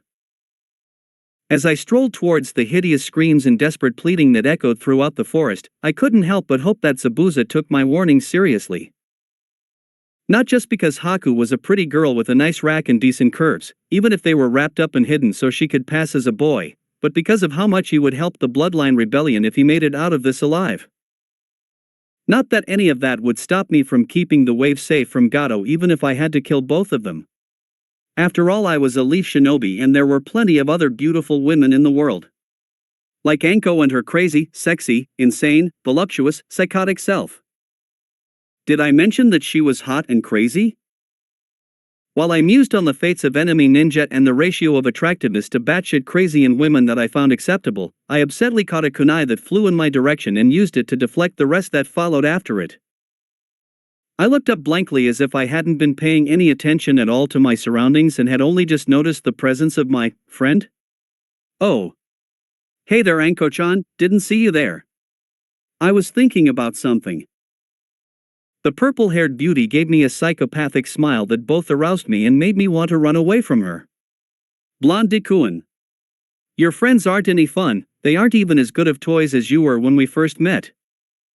Well, Anko-chan, that'd be because of all the awesome I have. I gave a sympathetic shake of my head and shrugged my shoulders. It's not their fault that they weren't born with as much awesome as I was. Twin torpedoes impacting my face and pressing me up against a tree as a kunai poking me in the thigh right by my femoral artery abruptly cut me off. Ha! I have you now, Blondie-kun. The torpedoes crowed in triumph as they rubbed against my face through a thin mesh barrier, letting me feel their hardened tips perfectly. And what were you thinking about that had you so distracted? Was it me? It was definitely about the sexy and single Mitarashi Anko, wasn't it? Nope, you still came too soon, Anko-chan. However, I don't mind, only guys have to worry about when they come, you can come for me whenever you want. Over and over again. I murmured into her ear as I nuzzled her neck and pushed up behind her before my clone popped. I brazenly ran a hand up her thigh before blatantly groping her breasts as I pushed her up against the tree she had held my clone against. But you're right, I was thinking about how attractive I found you and if it was because of or despite your crazy. Mmm. She moaned happily and arched her back to push her incredibly firm, heart-shaped derriere into my crotch, eagerly grinding it against me, and to press the swell of her heavy, round, breasts further into my palms so that more of her flesh was caught in my grip. I can't help it, Blondie-kun. Crazy is just who I am, and you know it's because of my crazy that you like me so much. We complement each other's crazy perfectly. Anko whined, as her movements grew increasingly needy and frantic, eliciting a groan from me. That we're both so crazy makes me want to come for you so bad that I just can't help myself. I've never wanted something this much before. I've been with a bunch of guys and none have ever made me feel it so much. I want to mount you and feel you writhe beneath me until you're gasping for air and begging for me to end it. I want to watch your face as it all comes gushing out. Anko was moaning by this point as her voice went throaty and full of promise. Her hips were glued to mine as she rolled them lustfully, prompting me to unconsciously rock in time with her rhythm. As she picked up her pace, one of her hands reached between her legs and gently cupped my balls, through my pants, and the other wound through my hair as she gently ran her nails over my scalp. Anko-chan. I moaned into her neck as I clung to her to keep myself upright, as her scent and the feel of her rubbing against me had me going weak in the knees. I couldn't help but breath in her scent again and again. She smelled like the sweetness of dango, the sharp bite of steel and oil, and the faintest whiff of salty blood all wrapped up in the overwhelming musk of sex and arousal. She had me right on the edge and we both knew it. However, I knew I would burst soon, but maybe not in the way she hoped that I would. Call me Ankone, Blondie-kun, and I'll make it spurt out of you until you pass out. I'll even lick it all up. She punctuated that offer by speeding up the rocking of her hips and giving my balls a squeeze as she pressed my face into her neck, seeming to know how much I enjoyed her scent. Don't you want to spurt all that stuff inside you all over me? I lost it right then. Yes. Anko-chan. I want to. I am going to dash. Both of our breathing was ragged, and in that moment when I lost myself, Anko took advantage in order to spin us around so that my back was against the tree and we were face to face. Ankone, she purred even as she dry humped me, almost frenzied in her desire. She looked so damn sexy and I just couldn't hold out against the wet heat I felt between her thighs, even separated by my trousers, her thin, mesh shorts, and whatever underwear she might or might not be wearing. Anko-en. I gasped raggedly before swallowing hard as my eyes started to roll back in my head. Yes. Yes, Blondie-kun. Anko's voice was raspy with desire and pleasure. Ankone. I whispered urgently, uncaring about anything but satisfying the need I felt and the need I saw in Anko's slightly glazed, deranged-looking eyes. With a cry of triumph, Anko finished me off and I spurted all over her, drenching her in my fluid and staining her clothes and skin in my color. Did I mention that she finished me off with a kunai and that what I spurted was blood? The thought that I really should have seen this coming given her word choice and personality ran through my mind before I burst, just like the clone before me, taking my blood and other tragically unspent fluids with me. I told you I knew I would burst soon. I had just hoped it would have been the other fluids before she ended my short life. Such is the unenviable life of a shadow clone. The real me had been watching my lucky, pitiable, clone as Anko played with him and couldn't help but release a groan of mixed pleasure and frustration as my pants instantly became 6 sizes too small. Thankfully, I didn't spurt any fluids, especially the ones that Anko wanted me to. Others would be more acceptable to me, but I couldn't help but feel this body was still a bit too young, as sad as that was. Damn modern American views on the appropriate age to have sex. However, I shook off such macabre thoughts and once again pinned Anko face first to the tree. Though I didn't grope her breasts this time and was a bit rougher than I needed to be in subduing her, but she seemed to like it anyway. To take the sting out of her absolute defeat, I rubbed my tent against her rear as I mocked her. That was totally the reason I did it. It was definitely not that I had a massive erection and had just been blueballed again. Once again, you came too soon. Too bad you just aren't patient enough to get through foreplay, or we could have so much fun together. As it is, I'll never be able to be satisfied by you. Fuck. I thought I had you that time. Anko screamed in frustration even as she lodged her ass into my crotch. Her words and tone clashed drastically with her body language. I never get to make you bleed anymore, Blondie-kun. She whined like a kid denied ice cream. If you weren't so much fun, I'd be mad at you. Taking a moment to think and savor the feeling of being held tightly to me, even if, maybe especially since, she was in a submission hold, Anko rapidly changed her tune. But you do give me the nicest presents. Like the 2 munchkins hiding in the trees staring at us. I had so much fun with them, they scream so well and their blood tastes pretty good. Mr. Broodsalot took a while to learn his lesson, but Pinky pisses herself in fear and I can't help but get aroused as I chase her. She shuddered at that and I realized she had actually just gotten off. I was so aroused I could hardly think straight, or I would have bust out laughing at the fact that Sakura had pissed herself. So, where were you last night and this morning? My sexy, currently in the midst of post-orgasm docility, murder slut asked me while trying to sound as if she were just innocently curious and not as if she resented not being able to find me and use her Blondie-kun as a meat dildo and full-body pillow. Because that's the reason she wanted to go on missions with me, according to her at least. She had thought that she would have to wait at least a year, but was thrilled that she could now do it much sooner than anticipated. Maybe next time, Anko-chan. I offered her an empty platitude, knowing that the only times I'll let her make me bleed are when we're sparring or when we're actually about to and or having sex. Is that fucked up? Maybe. However, blinking with Anko would make it all worthwhile. No matter how much blood I lost. And I was seeing another girl. I had to find someone who wouldn't blue ball me and try to kill me. Haku had only tried to kill me after all, not blue ball me. She was a cute little thing who just couldn't keep her hands to herself. So I touched her all over instead and left her blushing and grinning. Afterwards we took the time to get close and talked for a bit. I found out that we have quite a bit in common, and she was a very pleasant person. When I left her she seemed so sad and distressed, but I had to get back here to check up on everything so there was no helping it. There, I told no lies, but what I said was entirely misleading. Anko froze and I could see the single, infirm gerbil start to hobble on its wheel in the thought bubble above her head. Once again living in an anime is weird and I never knew when something like this would pop up. I stifled my laughter at the universe's way of insulting Anko's intelligence and waited for her to process what I had said. I didn't have to wait too long before she cried out in indignation. What? You spent the night with another woman and not me. Why would you choose another woman over me, your beloved Ankone? What did that slut have that I don't? What's her name and what does she look like? I'll hunt her down and have a talk with her about poaching other people's blondie cuns. Laughing at her reaction I couldn't help but pamper her, as she seemed genuinely upset by my teasing. I released my hold on her and hugged her to me as I nuzzled her neck. Is my Anko-chan jealous? Don't worry.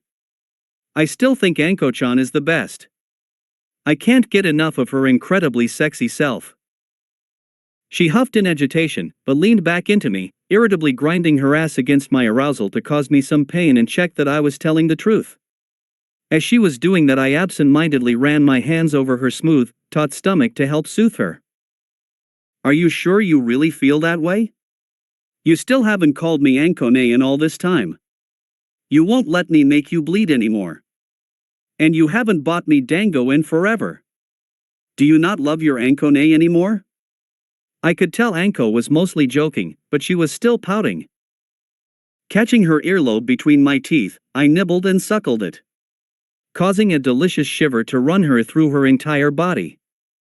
I'll only call you that and let you taste my blood again if we actually get together.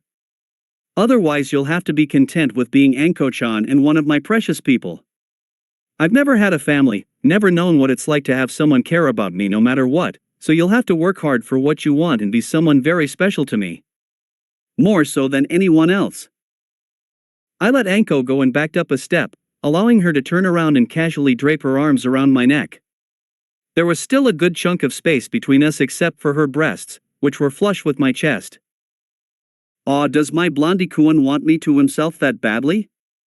I don't mind having Blondie-kun want to make me his, but you'll need to get a bit taller for me to consider it. Though I'm hurt that you don't think of your Ankone as family. I could tell that she was actually happy in her own more than slightly insane way even though she put a melodramatic hurt into her voice at the end.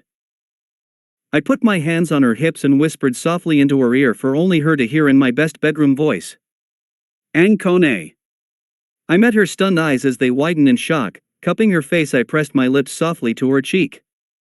As I turned to walk away I let my fingers trail along her jaw until my thumb tugged on her lower lip as my index and middle finger ghosted over her chin. I didn't look back, but thanks to my clones that were scouting, I saw as she slowly liquefied into a boneless mass of Anko putty on the forest floor, a wide, glassy-eyed grin on her face reminiscent of most men after they just got extremely lucky. Little pink hearts were frequently wafting out of the Anko puddle as she replayed the entire situation in her head, especially how it sounded when I said Ankone. The hearts were occasionally accompanied by either a surprisingly girlish-sounding giggle or a much more fitting lecherous chuckle that would make the most perverted, old man in existence proud and jealous. Back at Tazuna's house Kakashi looked up from his book. I sense a disturbance in the force. It is familiar, something I have not felt in a long time. Someone will get laid. Kakashi then hung his head as a rain cloud developed over his head and a tear came to his eye. I wish I would get laid, it's been a really long time. Is it because I let my skills slip? I'll have to start training seriously again. It couldn't be because I read Ika. No, this isn't smut, it's a masterwork of literature. It was because he openly read Ika and his lame excuses when he showed up to dates 3 hours late. Somewhere far away in the land of rice fields, a tall, white-haired, old man with a hetaye proudly displaying the symbol for oil on it broke out into a wide grin and started chuckling perversely as he peeped on women bathing at a bathhouse. Of course this alerted the women he was peeping on to his presence, and he was then summarily beaten to a bloody pulp. It wasn't until Sasuke and Sakura had watched Anko for nearly a half an hour that they gathered the courage to venture out of hiding. Sasuke attempted to gain Anko's attention in order to resume training. After failing several times while trying to avoid touching her, as the way she wiggled and twitched in her ghoul-like form disgusted him, creeped him out, and turned him on, the emo decided to try poking her with a stick in order to nudge her into awareness. Once she understood what her crush was about to do, Sakura let out a terrified eep and took off running for her life. Sasuke was able to poke her once before the Anko puddle rose in a tidal wave of terror and fury backed by many furious snakes that were intended for his asshole as punishment. The screams of the last Uchiha were heard all the way in Gato's hideout and even back in Konoha, provoking shudders of terror. Gato's hired thugs would make sure never to interrupt whatever Anko Blondie-kun happy fantasy time was. Hearing the screams, Kurenai was even more curious about and intent upon meeting this Blondie-kun now. Hinata paused what she was doing and narrowed her eyes in fury and possessive jealousy. Naruto was her Blondie-kun, not that she would ever call him such a demeaning nickname. Goshijin-sama was much more fitting. She would keep their house clean and orderly, and when he came home she would greet him in the kitchen with nothing but an apron on. Then she would ask him if he wanted dinner, a bath, or her. The blush that overtook Hinata melted the ground within 15 feet as steam puffed from her head and she collapsed into the bliss of unconsciousness and her delusions of Naruto. Ino relaxed as Hinata froze, blushed, and then fell over. Once she was sure their spar was over, she let out a long, pent-up breath. For some unknown reason she felt a fierce, competitive spirit boil up within her at the thought of Anko Blondie-kun happy fantasy time. She didn't know who Anko was exactly, but surely Naruino blonde happy fantasy time sounded much better to her ear, even if she didn't know why. Tenten hesitated in her target practice before becoming pissed off and launching wave after wave of pointy death at the training dummies while muttering about stupid, cocky, insufferable blondes who needed a down-to-earth girl, with many sharp objects, to keep them in line. Kakashi had just gone back to reading his smut after getting over his depression when he was suddenly seized with the feeling that Naruto was indeed a great student. Clenching his fist with tears of pride streaming down his mask, Kakashi told Minato's spirit that he could be proud of his son. Minato's spirit, within the Shinigami, also clenched his fist in pride of his son before a shudder of fear traveled down his ghostly spine as an aura of dread approached him from behind. Kushina's spirit had her hair flying around in 9 tails and an aura of darkness surrounding her as she beat Spirit Minato within an inch of his afterlife and promised that none of the unworthy, nasty sluts after her son would get to have him. He was hers first and would always be hers. She was his mother and would protect him from falling into their clutches, even if she had to kick the Shinigami's ass and come back to life to stop them. At last the day had come when Kakashi was back to full strength, and he figured Zabuza would be making his move either today or tomorrow. So knowing the sequence of events, I left a few clones hanging around Tazuna's place to look after Tsunami and Inari and headed for the bridge with the rest of our group. I left my weights by the house, as I knew I would need every advantage in the battle to come if I was to get the results that I wanted. Sasuke and Sakura trudged along, twitching spastically every time they heard a noise or caught sight of something out of the corner of their eyes. Although Sasuke seemed to be limping and keeping his ass out of Anko's line of sight more than typically normal. I had to assume the surgery to remove the pole lodged up there was at least partially successful. However, there might be a snake warren in its place. Anko had decided I was her personal transport, and so my head was situated between her thighs as she sat on my shoulders. I wanted to, but I couldn't bring myself to complain or scold her. I was reading my book on sealing and rubbing my face against the luscious thighs bracketing my head from time to time. And Kakashi was alternating between reading his smut and crying tears of joy and jealousy while looking at me with pride. As we arrived at the bridge, I sent off a platoon of clones to check up on the surprises I set up around the bridge and to play recon for us once the mist rolled in. It didn't take long for the mist Nin to make their move. As mist began to roll in, I made another round of clones and had them sweep Tazuna up and prompt Sakura to join them in guarding him. It was soon after that Zabuza arrived, or more likely a Zabuza water clone. I was looking forward to seeing you again, Kakashi. We didn't get to finish our fight last time. Mmm. You're right. Your little helper swooped in and prevented me from killing you last time. Kakashi threw back with a lazy eye smile as he reached up and removed his forehead protector. I'll have to fix that. Ha ha ha. I've seen the limit of your Sharingan, and in this mist you're as good as blind. Give me the bridge builder and I'll let you and your brats leave here alive. Zabuza rumbled with amusement, lacing his voice. Oh? Is this the shit stain that we need to kill to protect Bridge Builder-san? Anko asked in her typical fashion from atop my shoulders. She was refusing to move until the action really started. Ha? So you received reinforcements? No matter, she doesn't seem all that strong. In fact, I'd say she's as strong as or weaker than that blonde brat she's sitting on. So a Chunin or a Tokabetsu Jonin? Is that all the Leaf can afford to send you as aid? How far the mighty have fallen. I'll enjoy tasting your blood, Demon-san. Blondie-kun is being stingy and won't let me have any of his, and while yours probably won't be as good, it will do for now. Anko offered her signature crazy-ass snake bitch grin and launched herself at Zabuza using me as a springboard.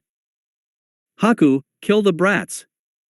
Zabuza managed to grit out before Anko was on him with a hidden shadow snake hands and a bloodthirsty grin. She and Kakashi rapidly disappeared into the mist as they battled Zabuza, leaving Sasuke and me to combat Haku. Hi Haku-chan. I greeted the masked hunter Nin with a big grin and an enthusiastic wave. You know this guy Dobe? Sasuke asked me as he kept his gaze locked on the enemy but looked at me from the corner of his eye. Yep. Haku-chan and I got very well acquainted. I touched her all over the place and taught her what it means to be a woman. I blithely shot out a totally misleading innuendo. That's not what happened at all. Haku denied with a cute stutter. I could just imagine her face turning red with embarrassment. I just continued smiling at her and offered a wink. You got this, Uchiha-san? How about I play backup for you? HN. Came the obvious reply before he took off towards Haku at a decent clip for a genin, but nothing compared to what Haku could do. It went just about how it did in canon, except I used clones to soak up most of the damage. I winced every time a Senbon hit near Sasuke's vitals, but I needed this to happen for him to get his Sharingan. He would be a royal pitta, pain in the ass, without it. Even more so than usual if he felt like he wasn't getting strong enough fast enough.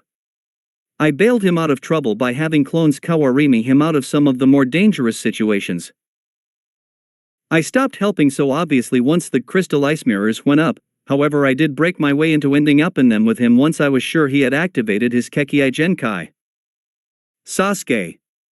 I grabbed his attention by modulating my form of address to the situation. Pour as much of your chakra as you can spare into me, I have an idea to bust us free of this. It took a moment for him to acknowledge that he didn't have a better plan and nod in acceptance. As he placed both his hands on my back and directed his chakra into my system, I took a kunai covered in his blood and gave it an Anko-esque lick. 10 tails to whoever guesses what I'm after by doing this, followed by 6 paths towards Awesomeville. Ah, I see some of you get it now. It will probably take a while to manifest, like it did for a certain reality illusion confused psycho, but I have a few years to spare. In the meantime, I'll just have to work on my base parameters to make sure I'm worthy of the power I should be coming into eventually. Once I was sure Sasuke had funneled as much chakra as he was willing to give into me, I made my move. Quickly surrounding myself with clones, I pulled out one of the most powerful and visually impressive jutsu I could currently use. Lightning style, Otama Rasengan. The swirling, oversized, high-wattage electricity-filled sphere of death took form and I immediately smashed it into the mirror I sensed Haku inside.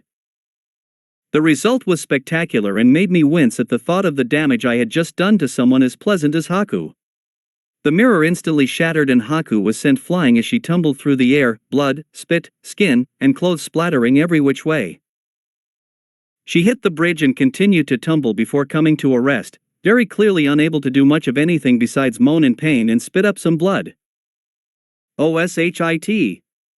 I knew that the completed Rasengan, nature transformation, and the Yutama Rasengan were both powerful, but I didn't know that combining them would be so destructive. Especially when I intentionally tried to limit its power. Haku. Are you okay? I'm sorry, I didn't mean to hurt you so bad, just to break out of your jutsu. She laughed a bit and spit up a bit more blood, but not too much, so I didn't think her injuries were too severe.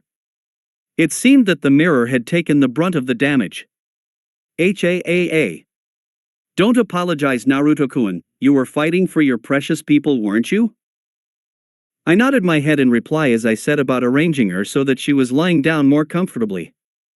Noticing that her clothes were trashed and having checked and determined that while most of her ribs were broken and the skin of her torso was burned, and even blackened where the tip of the sphere had actually impacted her before I pulled it back and dispersed it, she wasn't in danger of dying as long as she received treatment. Soonish I pulled out a sealing scroll and covered her with a blanket that I gently tucked around her. Thank you, Naruto-kun, for your kindness. However, I must ask that in the name of our friendship, kill me. She asked me with a pained smile. Baka. I flicked her forehead, glad the mask had come off after I hit her as I could see her pretty face this way. You're going to go into some spiel about being a tool for Zabuza and how you're worthless now and have no meaning since you can't help him accomplish his goal. Well, you're wrong. If you don't live, then how can you continue on with his goal? He is willing to fight and die for his goal, and if he dies, then you need to survive to complete his goal for him. That's the meaning of helping someone as your precious person as opposed to as your owner. I just want Zabuza-sama to be happy. Haku choked out as tears streamed down her face.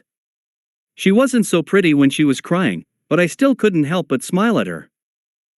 I'll go and try to get them to stop fighting. Gato is on his way with his army of thugs and will need to be able to deal with them, so we can't afford anyone to get too injured. I gave her another smile. I'll try my best to get Zabuza out of this alive, but if he won't listen to me, I'm telling you now that I will prioritize my precious people over him. I stared into Haku's eyes to show her my sincerity. Thank you, Naruto-kun, I know you will do your best. It is more than could be expected from anyone else, so thank you. Thank you. She cried and weakly grasped my hand. I gave her hand a soft squeeze and brushed a strand of hair from her face before I stood. Sasuke had collapsed to the ground looking like a porcupine as some of my clones came to tend to him. I'll be going on. When you're sufficiently recovered, you're welcome to join me, Uchiha-san. I offered him with a quick, assessing glance. Call me Sasuke, dobe. What was that jutsu? It seems like I had finally gained the grudging respect of Sasuke emo duckbutt Uchiha, but now he wanted to know where I got my power.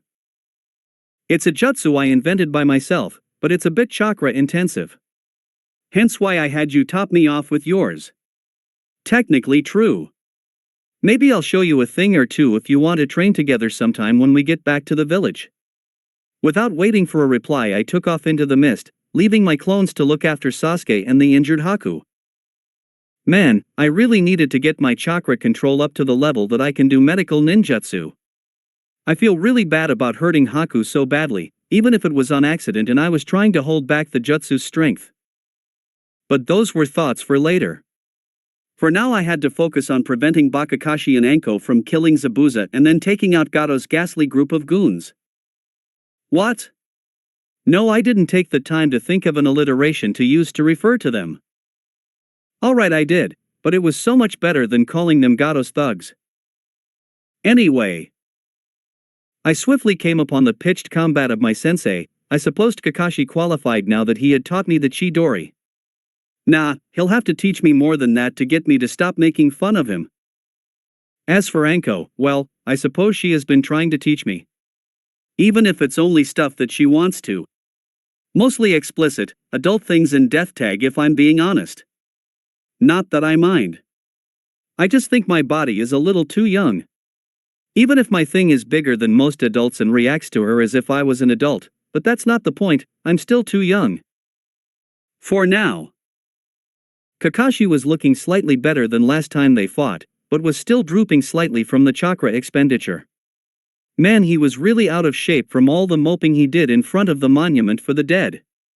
But other than that he was fine, so I focused on checking Anko for injuries. She had not been so fortunate as Kakashi. Which made sense, seeing as she wasn't nearly as strong and was quite a bit more rash than he was. Small cuts and bruises covered her body, ruining her outfit and pushing her already questionable fashion sense even further towards outright indecency. Her trench coat was shredded and had lost most of its length, only barely covering the tops of her thighs and riding up to reveal her mesh-covered ass and her holy grail. I guess her miniskirt had been lost somewhere in the fighting, as nothing was covering her lower half but skin-tight, mesh shorts, and the barest fraction of her coat. However, together they barely managed to cover just enough to tantalize the imagination yet not reveal everything. Wait. That's not what I should be focusing on right now. Her mesh bodysuit had many gashes cut into it, most exposed only small cuts or unblemished skin, but a few revealed more serious injuries. Her state was really showing the difference in power between her and Zabuza. He was a strong jonin and she was a Tokubetsu jonin who specialized in TNI. It was obvious that he was superior to her in open combat, but she was being dumb and wasn't taking a supporting role towards Kakashi like she should have been. I showed up just in time to stop her from losing even more clothes and or possibly her entrails. Ugh. I grunted as my wind chakra-laced kunai clashed with Zabuza's fucking big-ass cleaver sword.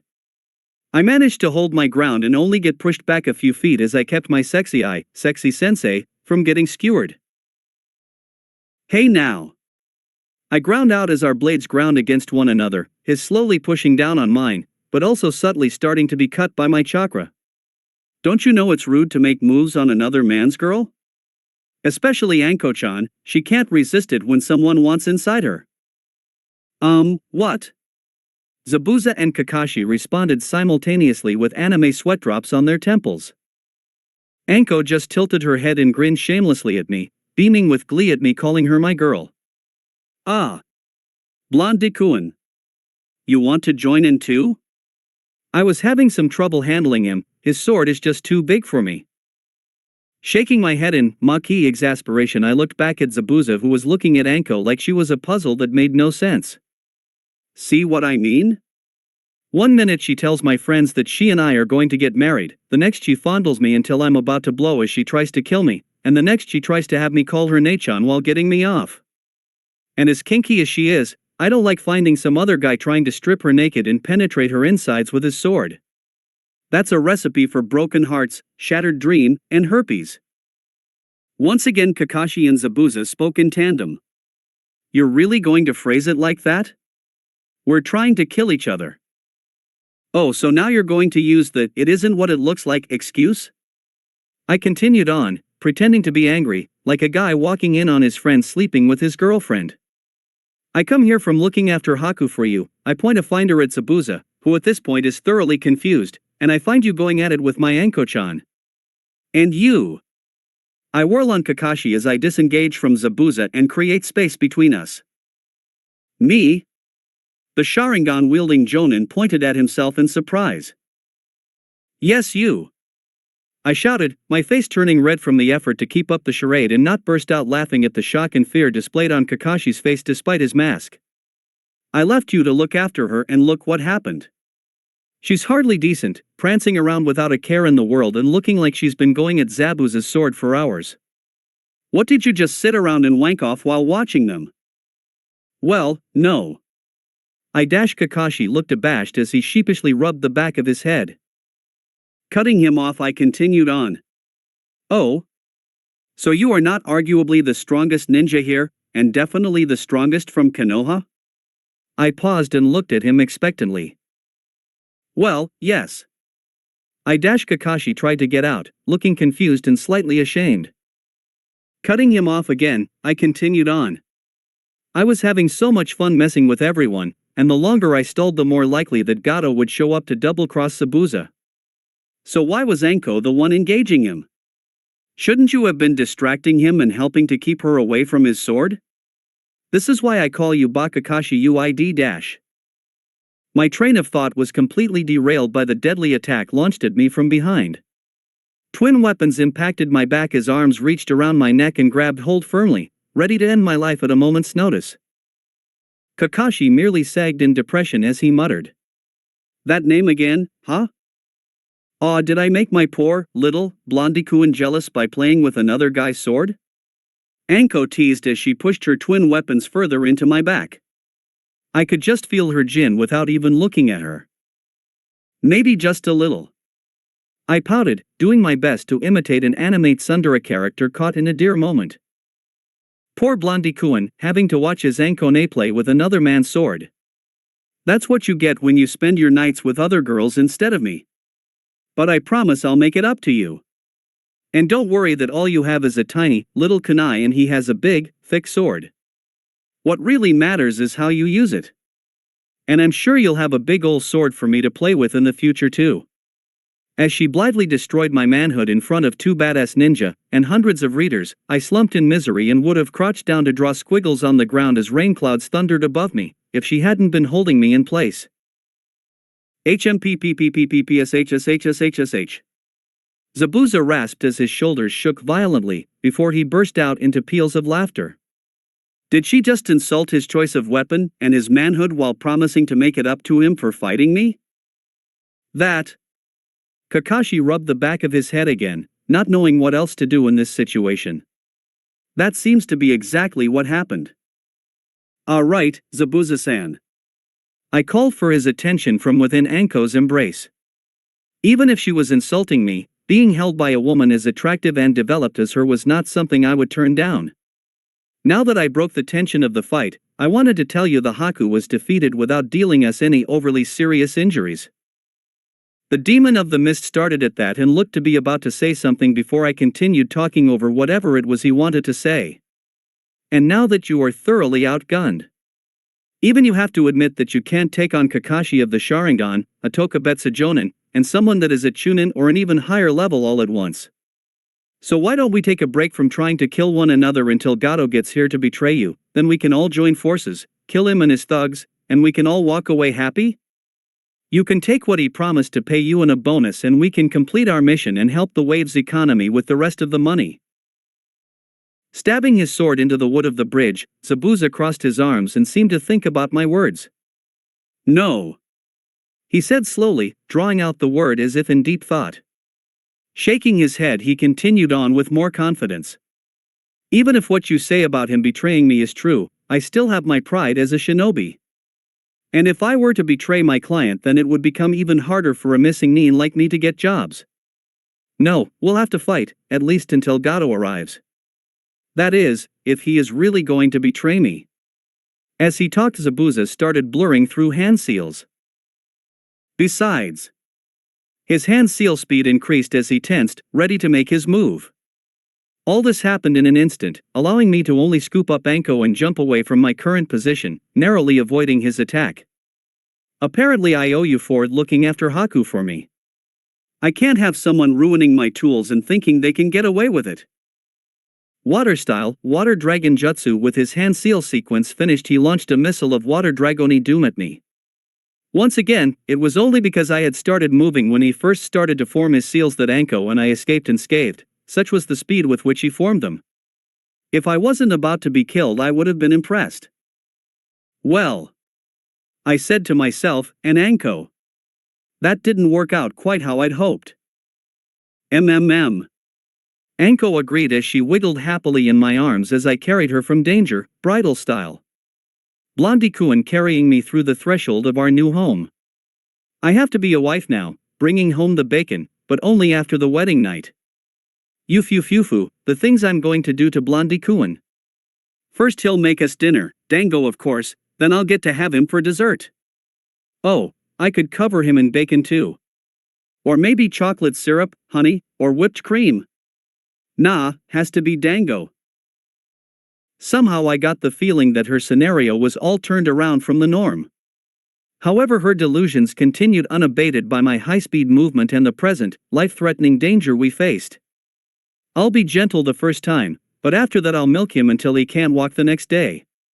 Then I'll be able to come home to Dango and my own Blondie-kun in nothing but an apron for the rest of my life, mohuhu. And he'll stay at home taking care of the little gakis, and when they're old enough I'll teach them how to maim, murder, and fuck whatever they want. Fucking comes last gakis, and I'll murder any sluts that come around for my little blonde boy gakis. After they visit TNI, you fufu. I felt my cheek cramp at her description of our future, causing a tick mark to appear on my head. However, pinching her, but it was either that or her boob, as it was the only thing I could reach while carrying her this way, resulted in an extremely erotic noise of satisfaction and a spray of liquid wetting my fingers. Hi. Be blondie koi, more. My eyes damn near popped out of my head. Did she really just orgasm in the middle of a battle from a pinch to her ass, while fantasizing about being married to me and torturing the girlfriends of our future sons? I really don't know how to feel about this. I mean, little Naruto is super excited, but even he knows that now is not the time. Oi, Anko-chan. I yelled, kind of freaked out by the thought that maybe, just maybe Anko really did like me as much as she pretended to. Or maybe it wasn't pretending or teasing. Wasn't only teasing, I amended my thought, some of it definitely was teasing. Not to mention that she liked me enough to zone out and have an erotic fantasy in the middle of a battle just because I was carrying her bridal style. Also, I needed her to focus on the here and now, where we had an extremely skilled shinobi trying to separate us from our important organs. Kakashi was trying to shield us, but carrying her as I wasn't quite fast enough to do more than escape imminent death by a hair. Blondie koi, is it time to send the gakis to school already?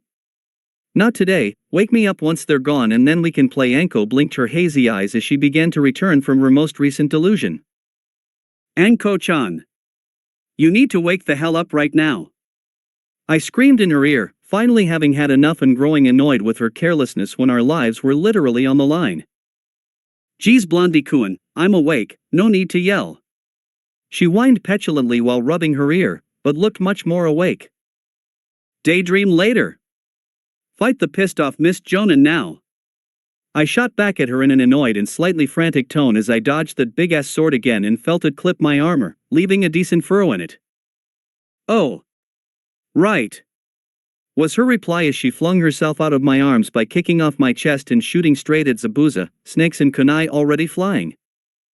Stumbling back and slightly winded from the force of her surprising kick and my frantic running for our lives, I took a moment to catch my breath.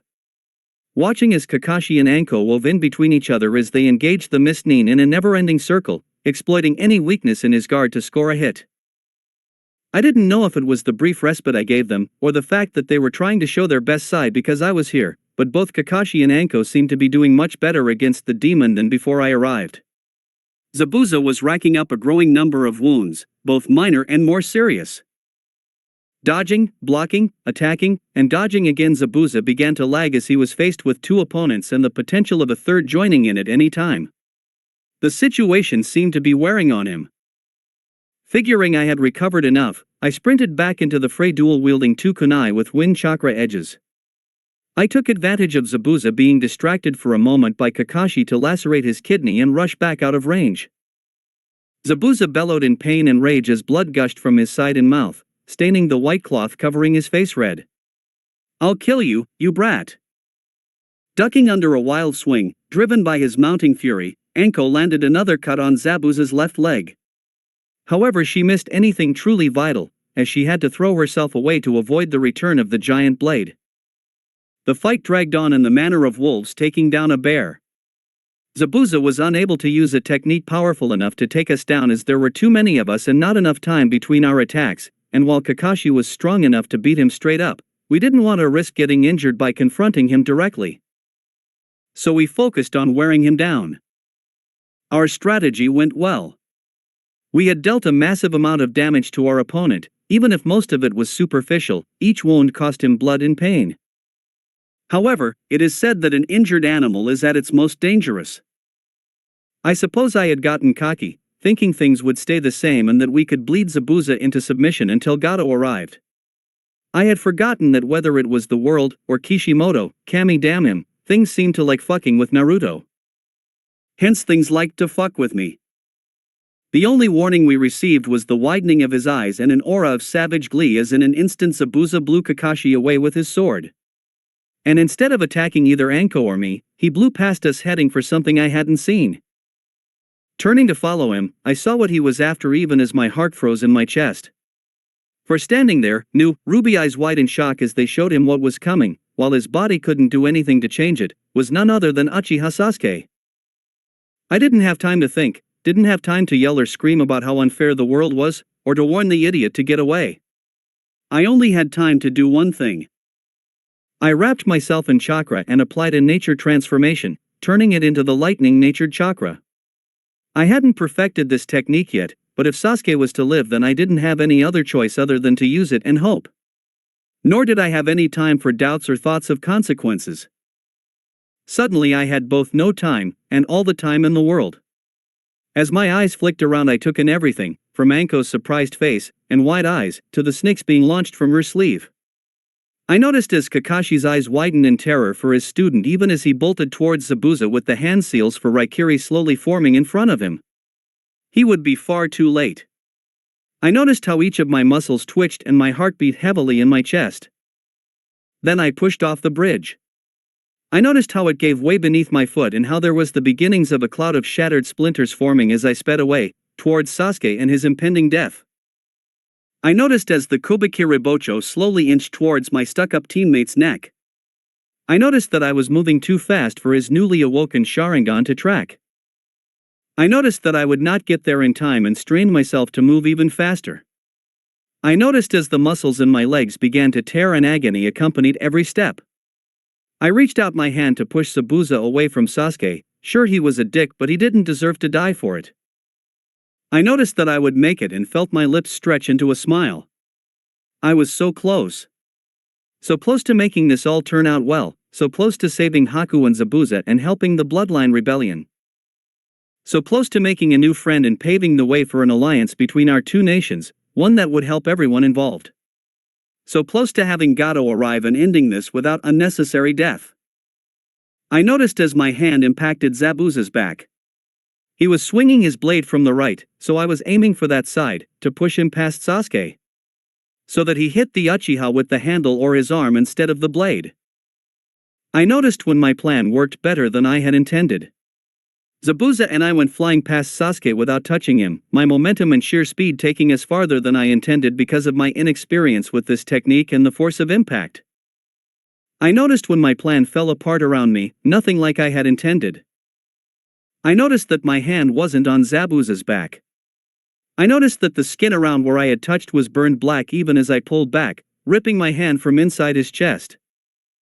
I noticed how I had left a hole, cauterized and seared black, in the shape of a hand. My hand, each finger defined in his flesh, outstretched as if to say stop. I noticed that I could see right through the hole to the other side. I noticed as the blood splashed against my face, chest, and hand as I ripped it from his body. I noticed as it evaporated in the storm of lightning that surrounded me. I didn't notice the look of shock on my face, or the numbness that was spreading out from my chest. I didn't even notice when I dropped the lightning-style chakra armor.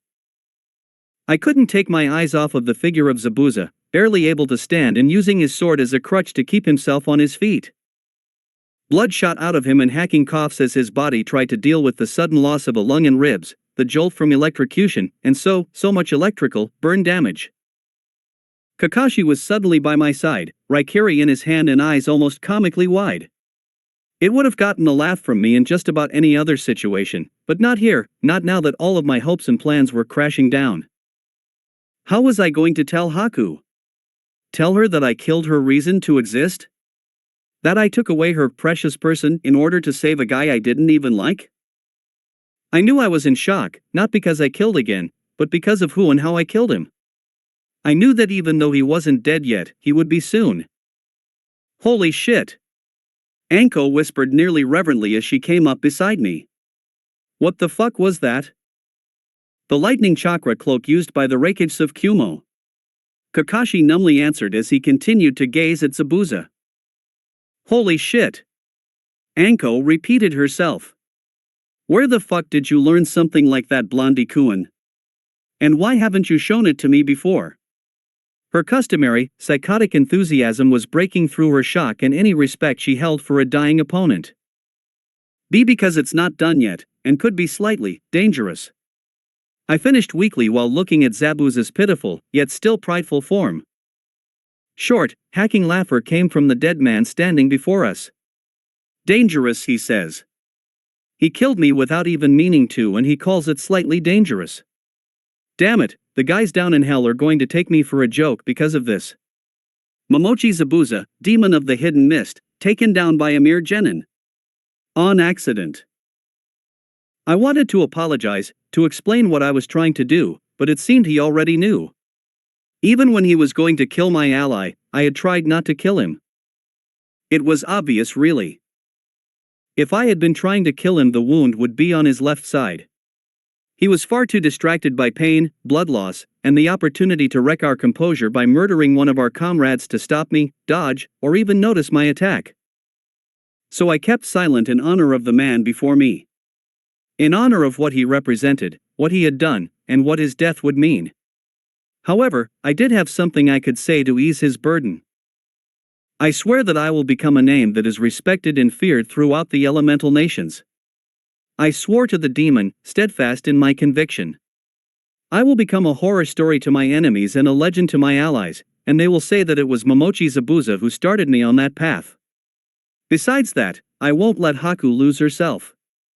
I'll make sure she accomplishes your goal. That she helps the bloodline rebels in your stead and becomes a kunoichi you'd be proud to call comrade. Ah. Zabuza sighed, as if coming to an understanding that had been eluding him. So that's why you were so adamant about wanting us to survive. You knew. Yes, I knew. I could only nod, even if he wasn't looking at me. With a groaning bellow, Zabuza managed to lift his sword and turn to face us before replanting it in the wooden boards of the bridge. He was left panting for breath and spitting up blood, but somehow remained standing. So? His grim eyes bore into me. What is the name of the man who sends me to hell? Naruto. Uzumaki Naruto, future Hokage of the Leaf, inheritor of the Will of Fire, student of Kakashi of the Sharingan, and Jinchuriki of the Kyuubi no Kitsune. I met his icy gaze with my own burning one, showing him that my promise was real and that I had what it took to live up to my words. I see. Good. I can live with being killed by a man like that. Zabuza said in a light tone and smiled at me, or at least I would like to think that he did. Ah, Zabuza, you seem to be in a bit of a predicament. The obnoxious, gloating voice of the insufferable worm named Gato floated through the mist. Of course he showed up now of all times, once my plans had been thoroughly ruined. So you were right, huh brat? Zabuza said as he hauled himself upright. Kakashi, Naruto, snake bitch.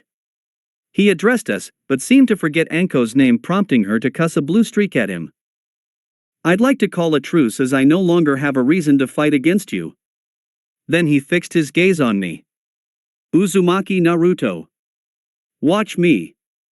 Look upon me as I fight to my last, unto death. Watch my determination to see my goals, my ambitions, become reality. Then when I fall, pick up my blade and carry it with you, so all may know that it was you and not some unknown scum who slew Momochi Zabuza. The demon of the hidden mist. With that he launched himself into the midst of Gato's horde, slashing, chopping, and swinging his blade with all his might. Men were cleaved like melons as Zabuza fought without restraint or care. Even as Gato called for his head and promised larger and larger rewards for claiming it. Even as the wounds piled up on his battered form. For what were injuries or wounds to one such a he? What was a wound of the flesh to a dead man? I kept my eyes on him. I trained them on his form and soaked up every moment, every movement, and every form he went through as he performed his last dance with his blade. I memorized it all, carved it deep into my brain and my very soul. When Anko made to go join in, I held her back even as Kakashi did the same with Sasuke. She glanced questioningly at me before subsiding and waiting impatiently. It was only after he had cut a swath of destruction through their ranks and claimed Gato's head, as the worm had screamed and cried like a stuck pig, that the demon collapsed to his knees. His body was littered with gaping wounds and weapons of all shapes were sticking out from him like some kind of a demented porcupine. The thugs crowded around him, gathering courage from numbers and his dismal appearance. However, as they pushed close enough, he roared to his feet and took the heads off of those within the reach of his blade as he made his final stand, thundering his rage and denial to the world. When he finally went down for the last time, his body hardly had any blood left to leak through the rents in his flesh. His labored breath grew harsher and harsher even as it grew weaker and weaker. It was then that I allowed Anko free rein to sweep up the scattered, pitiful remnants of Gato's army of thugs while I approached the man whose sword I would wield from this day forth. The man in whose shadow I would walk until I was tall enough to cast even him in my shadow. I knelt down before him. "Zabuza-san," I called softly, trying to claim his attention one last time before he left this world. "Heh, did you watch Gaki? Did you see?" came the weak, strangled reply. "Yes, Zabuza-san. I watched the entire time. I saw it all," I responded in an equally quiet voice. "Good. Take it, take Kobakira Bocho, the decapitating carving knife, the executioner's blade. Take it, Uzumaki Naruto, along with the name that I give you.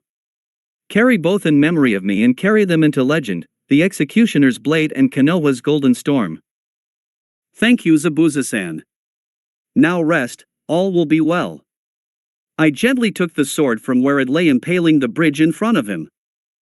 "Take care of Haku," he bit out, his breath rattling in his ruined chest. "Take care of my daughter." His last words trailed off into his death sigh as his eyes slipped closed and a demon, a father, became no more. Only a lump of cold unmoving flesh hidden in the mist.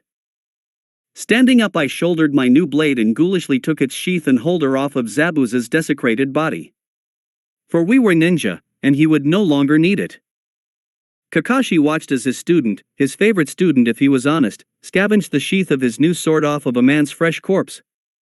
Naruto took only a minute to adjust it for his smaller size and then attached the blade to his back. Kakashi felt that even if the blade was more sideways than vertical on his student's childish form, even if it dwarfed him in size, there was no one that would be able to laugh at Naruto for it. No one could have even mustered up a comment on how ridiculous the whole thing should have looked, because to all who saw it in that moment the bloodstained blade looked like it belonged more, resting on Naruto's back, than it ever had in Zabuza's hands. As his student slipped back towards them, casually walking over the gruesome dead, he glanced at Sasuke and Anko. Sasuke had retrieved what kunai he had used and was trying hard not to be jealous over Naruto's new weapon while also attempting to process just how close he had come to death, and that he would have died without Naruto's intervention. Not to mention dealing with his own first kills. Anko was staring at his blonde student, but instead of her usual lecherous demeanor, something else was showing through. Oh, there was a tinge of her customary lust and lewdness and the hint of a grin unformed on her lips, but the gleam in her eyes was more speculative, discerning, and hungry than he was used to seeing there. Regarding anything but Dango. Of course it would be right as everything finished that the villagers and Inari showed up, armed with whatever tools they could scrounge up and ready to fight for their freedom. I offered them a tired smile that may have been fraying at the edges, and thanked them for being brave and willing to support us and fight for their freedom and country. Strolling back over, I picked up Gato's head and held it aloft as if it was a trophy and loudly declared that Wave was free. They all broke into cheers and celebration, even surrounded by death as they were. After that I wandered off, having my clones retrieve Zabuza's body and move Haku to Tazuna's house. When I was sure that Haku would be cared for, I sent off my clones to retrieve all the unneeded explosive notes I had placed on the bridge, just in case, and begin to both repair and advance the work on it as much as possible. More clones were sent to find Gato's hideout and ransack the place. Other than that, I took to avoiding everyone and practicing with my new blade through use of shadow clones. As for me, I went for pounding myself into the ground through physical workouts after retrieving my weights and upping them again. I only took the time to go into town to eat, or occasionally stop in at Tazuna's to see everyone and let them know that I was alright. Not to mention to drop off much of the money that I had liberated from Gato's hideout. I squirreled some of it away for my own purposes. That really helped to jumpstart the economy and had all the people in Wave in extremely good moods. Well, everyone who wasn't a ninja.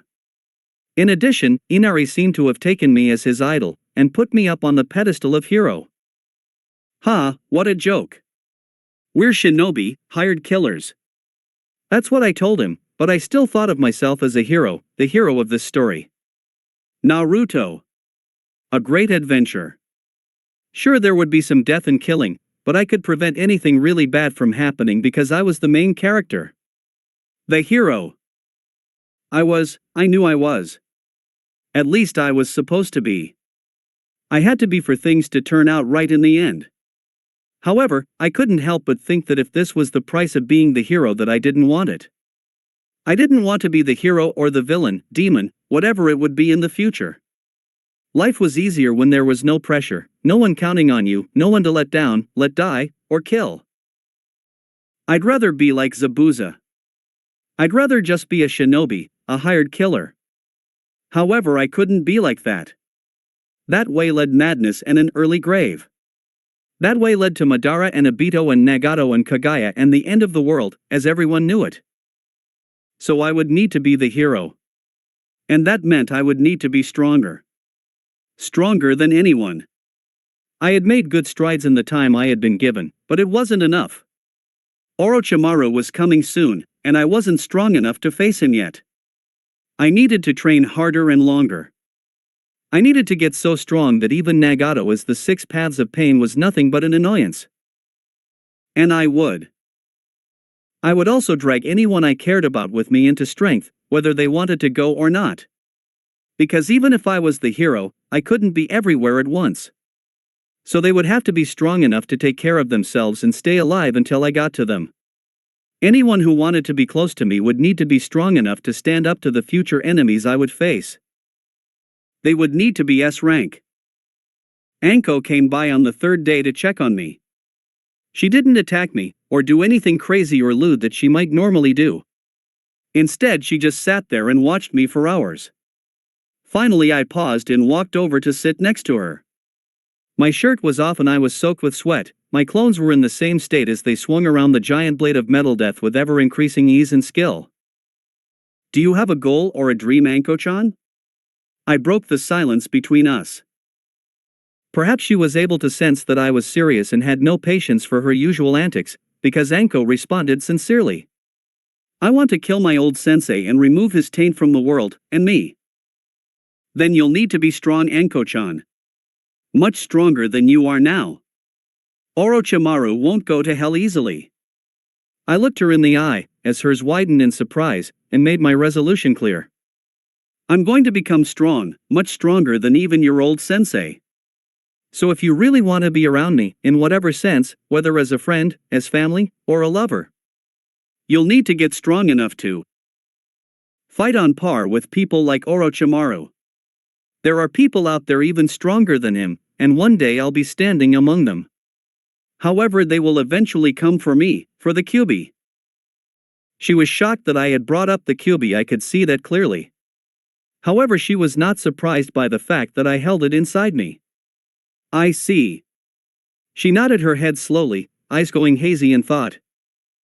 That's why I'd like for you to train with me, or at least in any way you so choose. I want you to really work to get stronger. From what I know, you were hailed as a prodigy, which is why your ex-sensei took an interest in you in the first place. I know his mark interferes with channeling chakra, but you can still work on your physical aspects. I will help you wherever and in any way I can. And in the meantime, I'm working on something to try and get rid of that mark, or at least neutralize it and its effects. I laid everything out as clearly as I could. Then I offered her some encouragement and maybe a bit of hope for the future in the form of my Fuinjutsu research. I expected everything from jokes to swearing to violence. What I did not expect was to be swamped into a real, genuine hug. Thank you. Anko buried her face into my neck, overcome with emotion at the thought of having her curse mark removed. Her body quivered with the effort of suppressing her emotions. You're welcome, was my only reply as I rubbed her back and stroked her hair. We sat like that for a while before Anko left and I returned to my training. Like that, a week passed and the bridge was complete. It was time for us to return to Konoha. It was also time for me to face something I had put off until now. I would have to confront Haku. She would obviously know that I had killed Zabuza by now, but I had no idea how she would react. She would most likely hate me, spit on me, call me a liar, and maybe even vow to kill me as vengeance one day. However, a small, naive, dare I say it, retard Naruto part of me hoped that she would understand. And even if she could not forgive me, that she could continue on with her life and complete Zabuza's dream before forging a dream of her own. An even smaller part of me hoped she was still too injured to move about, and that I wouldn't have to face her. Coward. I decided then and there that I would face her even then. Even if I could get away without seeing her, I wouldn't. It was the very least that I owed her. So it was that I approached Tazuna's house and made my way inside for breakfast that I saw Haku for the first time in a week. She looked bad. I mean, she looked awful. Truly, horribly, bad. Her eyes were shadowed, red, and puffy from crying. Her nose was rubbed red and raw from the unceasing wiping, and blowing from the flowing snot her crying produced. Her skin was pale and had an unhealthy sheen of sweat from the pain of her injuries, and her hair was lank and lifeless. But looking into her eyes was the worst. I didn't see a person looking back out of them. Haku-san. We need to talk. I have put this off for too long using excuses like your health and that I was busy.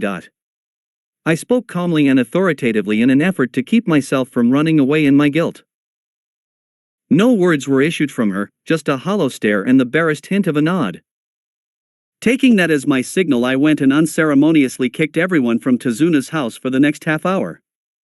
To my surprise, they all went without a fuss. So, I looked for a place to begin, but could find no good way to say that I killed her mentor, father figure, and precious person. So I just went ahead in the most Naruto way of all and said it. I was the one who killed Zabuza-san. I paused and swallowed regretfully, not able to meet Haku's eyes. I was trying to hold out and stall until Gato showed up and betrayed him because he wouldn't stop until that happened. However, Sasuke showed up before that could happen. I took a pause, waiting and listening for any reaction. Hearing none but the pained breathing in front of me, I continued with my retelling. Zabuza-san spotted him first and was going to behead him. I used a jutsu that I hadn't perfected yet to try to stop him by pushing him away from Sasuke. However, I underestimated the power of the jutsu and I ended up wounding Zabuza-san grievously. It was only then that Gato showed up. I looked at the ceiling bitterly. It figures that I would be the one to crush my hopes, plans, and dreams. If only I could have stalled for just a few minutes more, but I couldn't, and Zabuza-san and you paid the price for my inability. After that I promised Zabuza-san that I would become a man and a shinobi worthy to have killed him. He told me to watch him and afterwards to take his sword as proof of my beating him. I released a shaky breath and studied the ceiling some more. There were many interesting grains in the wood and a few worrisome cracks. His final words were to take care of you. To take care of his daughter. Finally I heard something other than breathing from the other person in the house. Harsh, body-racking sobs tore their way out of her. Zabuza-sama. T2-san. She cried. I couldn't move. I wanted to comfort her.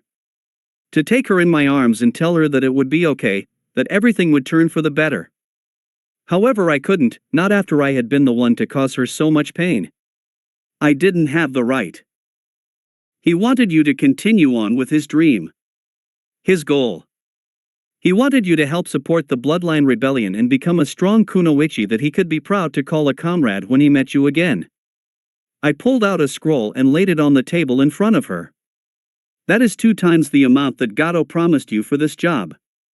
I know that it will never be enough for what you have lost, but I hope that it helps fulfilling his dream. And I am truly sorry for having caused you so much pain. It was never my intention and I would change it if I could.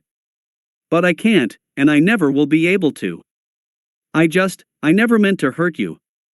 The worst part is that I killed him for a comrade whose loyalty I'm unsure of. We sat there after that. We sat in the silence as she cried and sobbed and I stared at the ceiling, engraving the sound of heartbreak into my mind and using it to steel my resolve. Eventually everyone returned and we ate. Everyone else snuck concerned or worried glances at the sobbing girl on the couch. Everyone but me. Eventually it was time to leave, and as we turned to walk out the door a weak, hoarse voice called out. Naruto. I froze. Then I turned back and met Haku's eyes. They had life in them when they met mine. And if that life seemed to be more than a little focused on my existence or possibly the thought of ending it, I couldn't help but feel that was alright and a little happy that she had found a reason to live. I will achieve his dream. It was a statement of fact, nothing more and nothing less. I nodded in acknowledgement of such. I will become a kunoichi that he would be proud to stand beside in combat as a comrade, not a tool. Another fact, another accepting and acknowledging nod. Only then will I call in the debt that you owe me. I know not what I will do when we meet again, but prepare yourself for that day. It seemed she had used up all of her strength as she sagged back into the cushions of the couch. I looked at her one final time and gave her another firm nod as one ninja to another. I will wait for that day. Be it a year or a millennia, I will remain in waiting until you appear before me again and the burden in your heart is released in whatever fashion you deem is necessary. At this point my eyes turned fierce and my gaze smoldered with resolve and purpose. However, at that time you will be standing before Uzumaki Naruto, known as Konoha's Golden Storm, the slayer of the demon of the hidden mist, S-rank shinobi, and a man who will be revered by his allies and dreaded by his enemies. Know this, carve it into your heart and mind and prepare for that day. For I owe him no less. Not waiting for a reply, I turned my back and exited the house. Retrieving my sword from where it leaned beside the door, I marched past my teammates, sensei, and whatever Anko counted as, and headed directly for the newly finished bridge. The citizens of Wave saw us off with much ado, and we waved and smiled back at them. Well, all of us but Sasuke. But he doesn't count anyway. As we left, some of my leftover clones that were clearing out any leftover thugs heard a discussion about the name of the bridge. It ended up being the Great Naruto Bridge, just as in canon. I couldn't help but laugh darkly when the clones dispelled and I was hit by that knowledge. The Great Naruto Bridge, huh? Well, I wasn't great yet. But I supposed it was a fitting name, as I would be. And while I knew that I would have eventually been strong even without this extra motivation, as I had the Hacks no Jutsu after all, I would be even greater now. And it had all started thanks to a battle that took place on that bridge. So yes, the name was a well-chosen one. Even if they didn't know that they chose it for the wrong reasons. Finally we were leaving Wave, mission complete. Even if it did not go the way I had hoped it would, it was done with now. And now I had a new goal, a new determination, and a new realization. There was a cost to being the hero. And while I didn't like paying that cost, I could do it. I would have to do it, as there was no one else. There was only me. Uzumaki Naruto, future Hokage, future S-rank ninja, Jinchuriki of the Kyuubi no Kitsune. The Golden Storm. That's it for today. Remember to show your support to the creator of this story if you enjoyed it. If you would like more parts of the story to be uploaded, leave a comment and subscribe to get notified when the story continues. Bye-bye for now, and I hope that you all have a wonderful rest of your day.